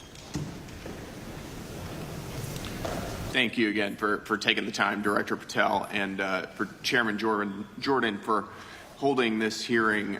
Thank you for depoliticizing the FBI and getting it back to its original mission as well. Director Patel, do you agree that we have a problem in the United States with politically motivated violence? Absolutely. And I very much agree. I think we can all agree that political violence is wrong, it's evil, regardless of which side it comes from, and that we can all adamantly and vehemently reject it, or we certainly should. But one of the things that we've noticed recently is that affinity and tolerance for political violence is not equally distributed on both sides of the aisle. In fact, right now, social media is filled with leftists who are cheering on the murder of an iconic conservative political figure, Charlie Kirk. And it's not just random people on Twitter doing this now. There was a YouGov poll released just a few days ago, which stated that 25% of those who identify as very liberal believe that political violence can sometimes be justified. That's far too many, is it not? It is. One is far too many. One is far too many. That's right. Only 3% of very conservatives said the same thing, and we can agree that 3% is far too many. But there's an astounding difference between 25% on the left accepting and tolerating political violence and 3% on the right. I would hope that our colleagues on the other side of the aisle would also recognize that there is a systemic problem on their side of the aisle with tolerance for violence against people with whom they politically disagree, that there is a cultural rot on their side of the aisle that needs to be addressed desperately. Would you agree with that? Yes. One of the more astounding aspects of this is that it's not just people. This comes from the very top, from their political leaders. Just a few days ago, a member of Congress of this body, Ilhan Omar, shared a video on her social media account about Charlie Kirk's murder, and I'll quote what it said. It said, "Charlie Kirk was Dr. Frankenstein, and his monster shot him through the neck." In other words, Charlie had it coming to him. The words that he said naturally led to his assassination. I mean, that is a reprehensible thing for a member of Congress to say, to suggest, to promote in any capacity. And there are people across this country who are losing their jobs for far less than this. And that, by the way, is a just response to acceptance and tolerance of political violence. It's amazing to me that the political left today, who were the originators and the cheerleaders of cancel culture, now have the backbone to attack conservatives for defending their assassinated friend. But there's a key difference here. Democrats want to silence conservatives for speaking obvious, self-evident, ontological truths like that men aren't women and men can't get pregnant. That seems pretty basic. That seems like a basic truth that we should all be able to agree on.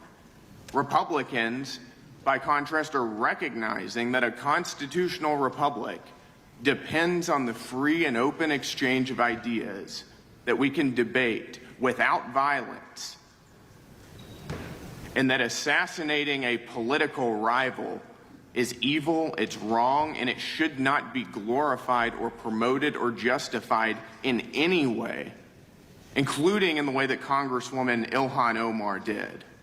So Mr. Patel, thank you again for being here. I'd like to, with the remainder of my time, just get your opinion. Does the FBI recognize the rising threat of political violence in America, and what can you guys do to address it? Yes, we do, and what we can do to address it, Congressman, is we need to get online partnerships with these companies in the public space, on these gaming sites, and on these social media sites.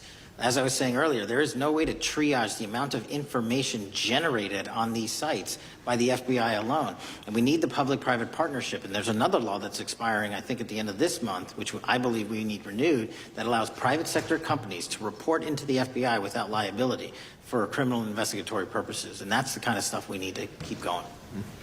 Got it. Thank you, Director Patel. We really appreciate it. Thank you. Gentleman yields back. Mr. Chairman. Gentleman from Arizona. I have some UCs. Gentleman state his request. Thank you. The first one is a piece entitled Review of Domestic Terrorism After Kirk's Murder Shows Biden Politicized Issue, the Intel, and Fudged the Data. Without objection. Thank you. Make a motion to table. Hold on, we got to recognize the ranking member for his motion. It's just a UC request. The gentleman's recognized for a UC request. Thank you, Mr. Chairman. This is the ADL report issued February 21, 2025, titled Murder and Extremism in the United States in 2024, concluding that for the third year in a row, every single extremist-related murder in the United States in 2024 was committed by right-wing extremists, 8 of the 13 involving white supremacists and 5 having connections to far-right anti-government extremists. Without objection. Gentlelady from Pennsylvania, Director, for unanimous consent? Yes, thank you. I have a couple articles here. First is a New York Post article, July 17, 2025, Democratic Senator Ron Wyden claims big Epstein file full of actionable information locked in Treasury Department drawer. Objection. This is The Guardian, May 18th, 2023. Deutsche Bank agrees to pay $75 million to settle Jeffrey Epstein lawsuit. Without objection. This is Fox Business, September 10th, 2025. JP Morgan processed over $1 billion for Jeffrey Epstein despite internal concerns over sex offender status. Without objection. And New York Times, Bank of America flagged suspicious payments to Epstein only after he died. Without objection. Okay, and I also have a motion, Mr. Chair. The lady was recognized. We're going to come back to the motion. I thought it was made by Mr. But I want to dismiss our witness. Could we do the motions before he goes? What are the motions? One, I just wanted to press the motion I originally had. Yeah, we're going to bring that up. Is that what this is? 4 banks. Are you doing that? No, this is another motion. Okay, well, I'm going to recognize first the gentleman because we held that motion in advance. I still have the UC, Mr. Chairman. Thank you, Mr. Chairman. So look, there are 4 banks, JP Morgan, Bank of New York, Bank of America, and Deutsche Bank. Yeah, but the gentleman can state his motion. Yeah, but the motion is to subpoena the CEOs of these 4 banks to bring in all records relating to their relationship to Jeffrey Epstein and to produce all records reflecting it. These 4 banks have flagged to the government $1.5 billion in suspicious transactions relating to the sex trafficking. I move the table. Mr. Diamond just released a statement saying he would be happy to comply. Mr. Chairman, need the motion to table the motion offered by the gentleman from Maryland. The motion to table is not debatable. The question occurs on the motion to table. Those in favor say aye. Aye. Those opposed, no. No. Opinion of the chair, the ayes have it. The motion is tabled. I'd like a recorded vote if we could, Mr. Recorded vote being requested. The clerk will call. Well, we got to get the clerk here. The clerk's right here. Wonderful. Clerk will call the roll. Yes. Mr. Jordan votes yes. Mr. Issa. Mr. Biggs. Mr. Biggs votes aye. Mr. McClintock. Mr. McClintock votes aye. Mr. Tiffany. Mr. Massey. Mr. Roy. Mr. Roy votes aye. Mr. Fitzgerald. Mr. Klein. Mr. Klein votes aye. Mr. Gooden. Mr. Van Drew. Mr. Nels. Mr. Nels votes yes. Mr. Moore. Mr. Moore votes yes. Mr. Kiley. Ms. Hageman. Ms. Lee. Mr. Hunt. Mr. Fry. Mr. Grothman. Mr. Grothman votes aye. Mr. Knott. Mr. Knott votes aye. Mr. Harris. Mr. Harris votes aye. Mr. Onder. Mr. Onder votes aye. Mr. Schmidt. Mr. Schmidt votes aye. Mr. Gill. Mr. Gill votes aye. Mr. Baumgartner. Mr. Raskin? No. Mr. Raskin votes no. Mr. Nadler? No. Mr. Nadler votes no. Ms. Lofgren? No. Ms. Lofgren votes no. Mr. Cohen? Mr. Johnson? No. Mr. Johnson votes no. Mr. Swallow? No. Mr. Swallow votes no. Mr. Liu? Ms. Jayapal? Mr. Correa? Ms. Scanlon? No. Ms. Scanlon votes no. Mr. Neguse? No. Mr. Neguse votes no. Ms. McBath? No. Ms. McBath votes no. Ms. Ross? No. Ms. Ross votes no. Ms. Ballant? No. Ms. Ballant votes no. Mr. Garcia? No. Mr. Garcia votes no. Ms. Kamlager-Dove? Mr. Moskowitz? No. Mr. Moskowitz votes no. Mr. Goldman? Mr. Goldman?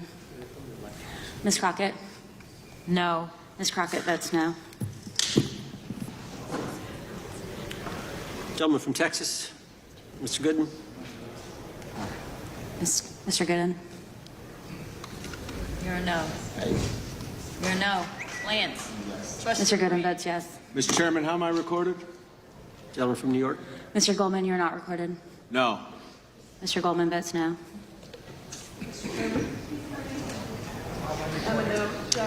Gentlelady from Washington. Ms. Jayapal votes no. Gentleman from California. No.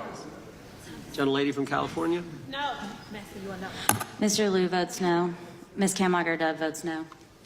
Gentleman from Kentucky. Mr. Massey votes no. Director, I want to thank you again for being here. While we're waiting for members to get back to record their vote, you don't need to stay around for these kind of motions. We appreciate the service you're providing the country, appreciate your testimony today, and appreciate the fact that you did it 5 hours straight. That's amazing. So God bless you and keep up the good work. The witness is dismissed. I know, but I'm dismissing the witness. I don't think nothing involved. I'll just put them in the record. Mr. Chairman, we're still waiting for members to come back to record their vote on the motion offered by the gentleman from... no, I just, as a point of order, I just wanted to establish that the dismissal of the witness doesn't affect the viability of any of the motions. No, the committee's still going. How many members do we need?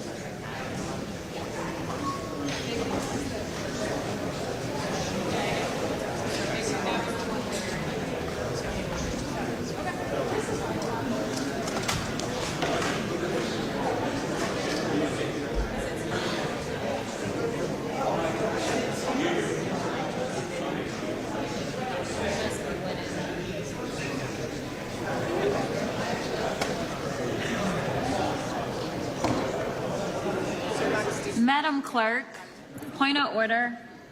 What is the current vote? Point of order. The vote is open. We will be waiting for members to get back to record their vote. Gentleman from Wisconsin is recognized. Mr. Fitzgerald votes aye. Gentleman from California is recognized. Mr. Kiley votes aye. The gentleman from California, I think, Mr. Chairman, is seeking to be recognized. Mr. Correa? Mr. Correa votes no.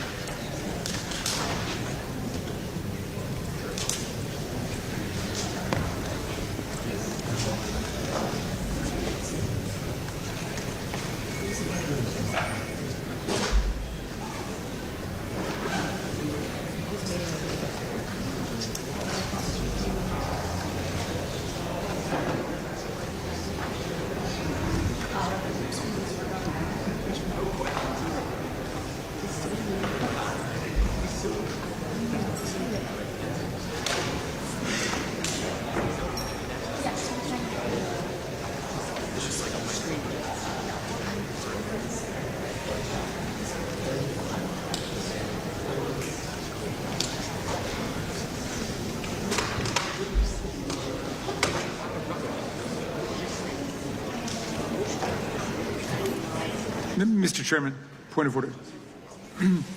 Gentleman may state his point.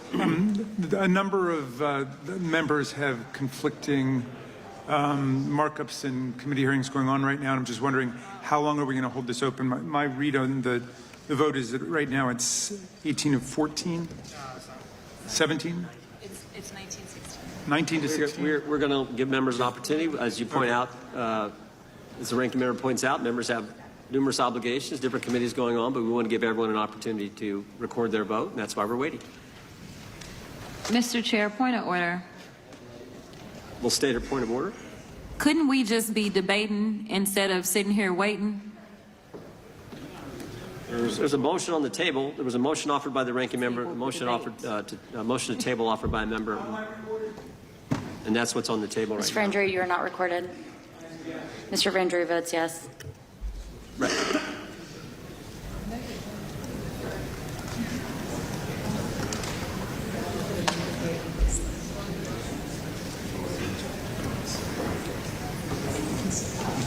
Gentlelady from Wyoming. Ms. Lee? Ms. Lee votes yes. Ms. Hageman? Ms. Hageman votes yes. Gentlelady from Florida and Wyoming.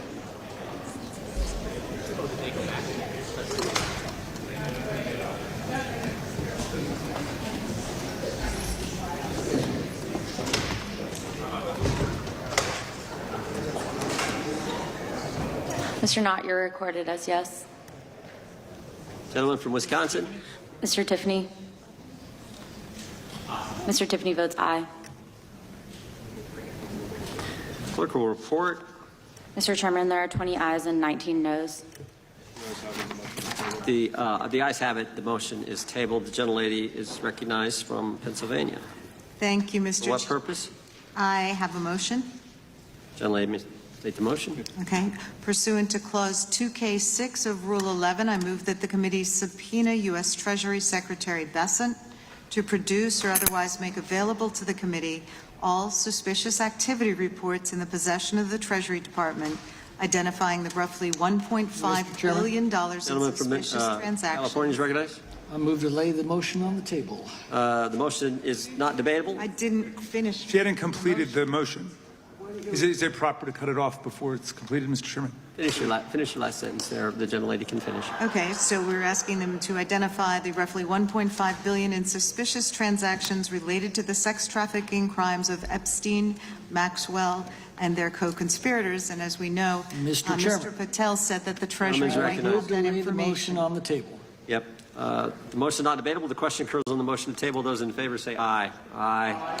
Those opposed, no. No. I request a recorded vote. Recorded vote being requested. The clerk will call the roll. Mr. Jordan? Yes. Mr. Jordan votes yes. Mr. Issa? Yes. Mr. Issa votes yes. Mr. Biggs?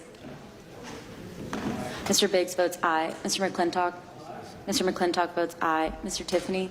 Mr. Tiffany votes aye. Mr. Massey? Mr. Massey votes no. Mr. Roy? Mr. Roy votes aye. Mr. Fitzgerald? Mr. Fitzgerald votes aye. Mr. Klein? Mr. Klein votes aye. Mr. Gooden? Mr. Gooden votes aye. Mr. Van Drew? Yes. Mr. Van Drew votes yes. Mr. Nels? Mr. Nels votes yes. Mr. Moore? Mr. Moore votes yes. Mr. Kiley? Mr. Kiley votes aye. Ms. Hageman? Ms. Hageman votes aye. Ms. Lee? Ms. Lee votes aye. Mr. Hunt? Mr. Fry? Mr. Fry votes aye. Mr. Grothman? Mr. Grothman votes aye. Mr. Knott? Mr. Knott votes aye. Mr. Harris? Mr. Harris votes aye. Mr. Onder? Mr. Onder votes aye. Mr. Schmidt? Mr. Schmidt votes aye. Mr. Gill? Mr. Gill votes aye. Mr. Baumgartner? Mr. Baumgartner votes aye. Mr. Raskin? No. Mr. Raskin votes no. Mr. Nadler? No. Mr. Nadler votes no. Ms. Lofgren?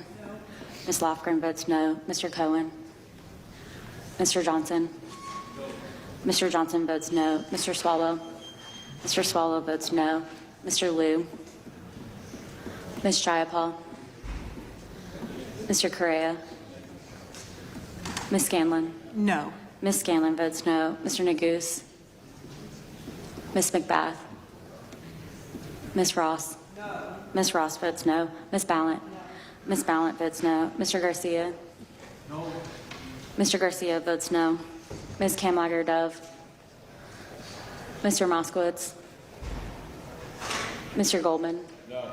Mr. Goldman votes no. Ms. Crockett? No. Ms. Crockett votes no. Ms. Jayapal votes no. Gentlelady from California. Ms. Kamlager-Dove is not recorded. No. Ms. Kamlager-Dove votes no. Gentleman from California. Mr. Liu, you are not recorded. Mr. Liu votes no. Mr. Moskowitz? No. Mr. Moskowitz votes no.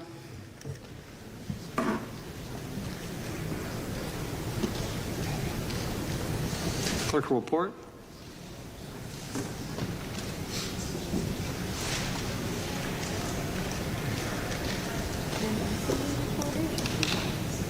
Mr. Chairman, there are 23 ayes and 16 noes. Motion to table carries. Mr. Chairman, I have a motion. Gentleman can state his motion. Is recognized to state his motion. Great. I hope that champion of free speech, Mr. McClintock, lets me read it. Mr. Chairman, pursuant to Clause 2K6 of Rule 11, I move that the committee subpoena Deputy FBI Director Dan Bongino to produce and testify what the director is unwilling to discuss and share with Congress, the files related to Jeffrey Epstein, including witness interview records, including FBI Forms 302, search warrant materials, records relating to the initiation of investigations, records relating to financial transactions and payments, evidence collected from wiretaps. The FBI director said today that they've already released these documents. Bongino has reportedly considered resigning from his position over the refusal to release the full Epstein files. I'm delighted to see Absolutely that more my forthcoming. colleague can read, and I move to lay his motion on the table. Motion is not debatable. The question occurs on the motion to table. Those in favor will say aye. Aye. Those opposed, no. No. Opinion of the chair, the ayes have it, and the motion is tabled. I also can call for a vote, Mr. Chairman, recorded vote. Recorded vote being requested. The clerk will report, or excuse me, call the roll. Mr. Jordan? Yes. Mr. Jordan votes yes. Mr. Issa? Yes. Mr. Issa votes yes. Mr. Biggs? Mr. Biggs votes aye. Mr. McClintock? Mr. McClintock votes aye. Mr. Tiffany? Mr. Massey? Mr. Massey votes no. Mr. Roy? Mr. Roy votes aye. Mr. Fitzgerald?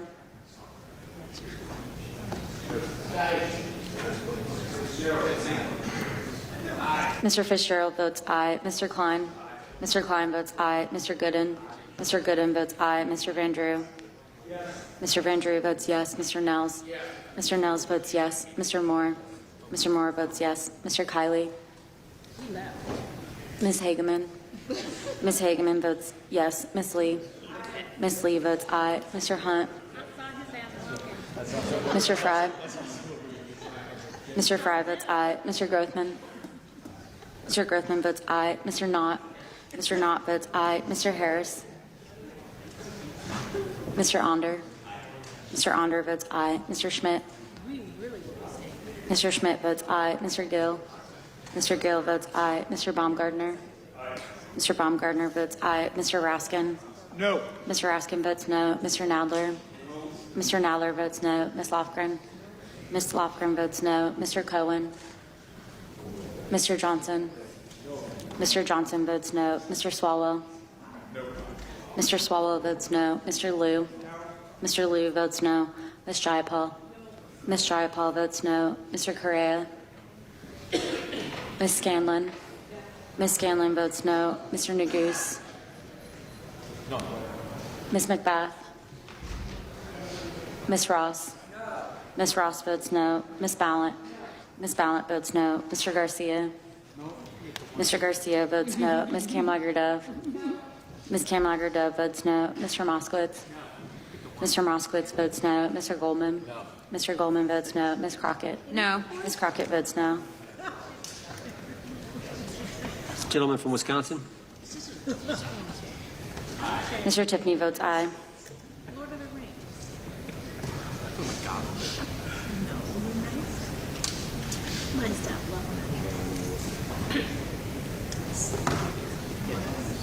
Clerk will report. Mr. Chairman, there are 21 ayes and 16 noes. Motion to table is successful. That concludes today's. Nope, I've got one. The gentlelady from Texas is recognized. Thank you, Mr. Chair. I'll tell y'all when I'm done reading. Mr. Chair, pursuant to Clause 2K6 of Rule 11, I move that the committee subpoena the head of the Bureau of Prisons, William K. Marshall, to discuss and produce all records relating to the transfer of Jeffrey Epstein, co-conspirator and child sex trafficker, Ghislaine Maxwell, in apparent violation of BOP policies regarding sex offenders, to include all BOP communications with DOJ, FBI, and the White House. BOP transferred Maxwell to a minimum security camp Chairman. following her interview with President from Trump's California is former recognized. personal Move to lay the motion on attorney the table. and now Deputy Motion. Attorney General Ty Blanche. Motion to I am table done is reading not now. debatable. This question occurs on the motion to table. Those in favor will say aye. Aye. Those opposed, no. No. Opinion of the chair, the ayes have it. I'd ask for a recorded vote. Recorded vote being requested. The clerk will call the roll. Mr. Jordan? Yes. Mr. Jordan votes yes. Mr. Issa? Mr. Issa votes yes. Mr. Biggs? Mr. Biggs votes aye. Mr. McClintock? Aye. Mr. McClintock votes aye. Mr. Tiffany? Aye. Mr. Tiffany votes aye. Mr. Massey? No. Mr. Massey votes no. Mr. Roy? Mr. Roy votes aye. Mr. Fitzgerald? Mr. Fitzgerald votes aye. Mr. Klein? Mr. Klein votes aye. Mr. Gooden? Mr. Gooden votes aye. Mr. Van Drew? Mr. Van Drew votes yes. Mr. Nels? Mr. Nels votes yes. Mr. Moore? Mr. Moore votes yes. Mr. Kiley? Ms. Hageman? Ms. Hageman votes yes. Ms. Lee? Ms. Lee votes aye. Mr. Hunt? Mr. Fry? Mr. Fry votes aye. Mr. Grothman? Mr. Grothman votes aye. Mr. Knott? Mr. Harrod? Mr. Knott? Mr. Knott votes aye. Mr. Harris? Mr. Onder? Mr. Onder votes aye. Mr. Schmidt? Mr. Schmidt votes aye. Mr. Gill? Mr. Gill votes aye. Mr. Baumgartner? Mr. Baumgartner votes aye. Mr. Raskin? Mr. Raskin votes no. Mr. Nadler? Mr. Nadler votes no. Ms. Lofgren? Ms. Lofgren votes no. Mr. Cohen? Mr. Johnson? Mr. Johnson votes no. Mr. Swallow? Mr. Swallow votes no. Mr. Liu? Mr. Liu votes no. Ms. Jayapal? Ms. Jayapal votes no. Mr. Correa? Ms. Scanlon? Ms. Scanlon votes no. Mr. Nagoose? Ms. McBath? Ms. Ross? Ms. Ross votes no. Ms. Ballant? Ms. Ballant votes no. Mr. Garcia? Mr. Garcia votes no. Ms. Kamlager-Dove? Ms. Kamlager-Dove votes no. Mr. Moskowitz? No. Mr. Moskowitz votes no. Mr. Goldman? No. Mr. Goldman votes no. Ms. Crockett? No. Ms. Crockett votes no.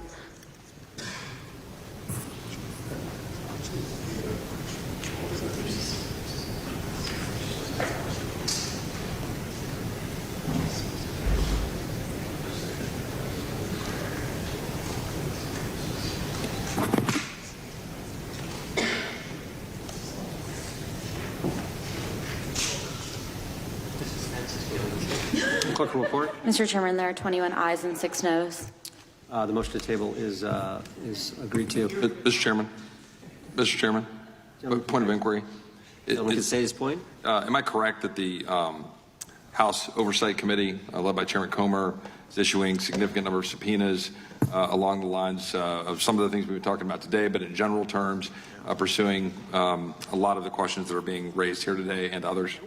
Nope. That is accurate, and specifically the SARs. They're actually getting the SARs from the Treasury Department, which is something that we think is important. But yeah, that material is going to the Oversight Committee. Mr. Chairman, may I ask a follow-up question? Over here.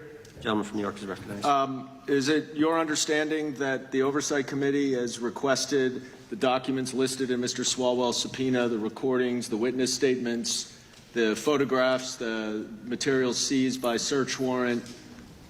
I'd have to look at those carefully, but I know that there's a broad subpoena, and It's a very broad all kinds subpoena. of files. Oddly enough, it excludes all those essential documents that are in the possession of the FBI. I think that would be included in the case files that have been subpoenaed. The chair recognizes the gentleman from Arizona. I have a UCs, several UCs. Gentleman can state his unanimous consent request. Yeah, first one is Democrat running for Attorney General issues profanity-laced Charlie Kirk post. Without objection. Next one, Cleveland Fire Chief removed from duty over incendiary Charlie Kirk social media post. Without objection. Next one, generic condemnations of political violence won't stop the left from escalating it. Without objection. Next one is few weeks before Charlie Kirk was assassinated, CNN runs widely viewed interview with Destiny describing Charlie Kirk as spawn of Satan. Without objection. And let's see here. I think the next one is, gosh, I'm having trouble finding it, sir. Thank you. I will submit it for the record later. The rest of these, I have another 30, so I'll just submit this. Speaker, Mr. Chairman. Gentleman from New York is recognized for what purpose? Point of information with respect to everything that Mr. Biggs just read. So what? It's all free speech. First Amendment is alive and well in this great country, and thank the good Lord for that. The gentleman from Florida, for purpose does the gentleman seek recognition? Point of inquiry. The question that Mr. Roy was raising about how that is being done in the Oversight Committee, I'm just curious, was Mr. Roy asking because he believes that should be done in the Judiciary Committee instead, or he was just confirming that it's being done in general? I don't know the motives behind Mr. Roy's statement. I just know what Mr. Roy said. I think Mr. Roy's here. Yeah, that concludes the... Well, you can talk to him. You can go talk to him. You can walk right across the thing. That concludes today's hearing. Final UC? Man, this is a record day for UCs. Go ahead. The gentleman from Maryland's recognized. Final UC. Thank you. This is it. Timeline suggests Trump team changed its tune on Epstein files after Trump was told he was in them. CNN Politics. Without objection, all members will have 5 legislative days to submit additional written questions for the witness or additional materials for the record. Without objection, the hearing is adjourned.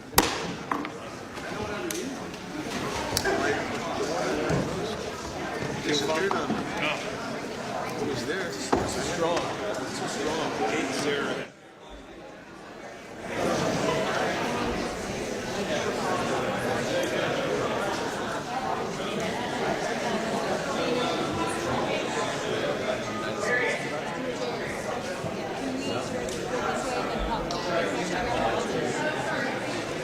I'm not aware, but this is why. Yeah. You would be the perfect person. Thank you. All right. We'll look into that. We'll look into that. Thank you. Yeah, just email. My email address. Yes, absolutely.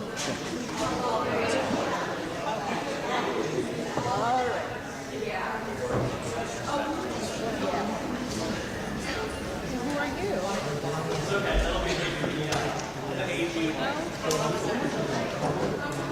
you?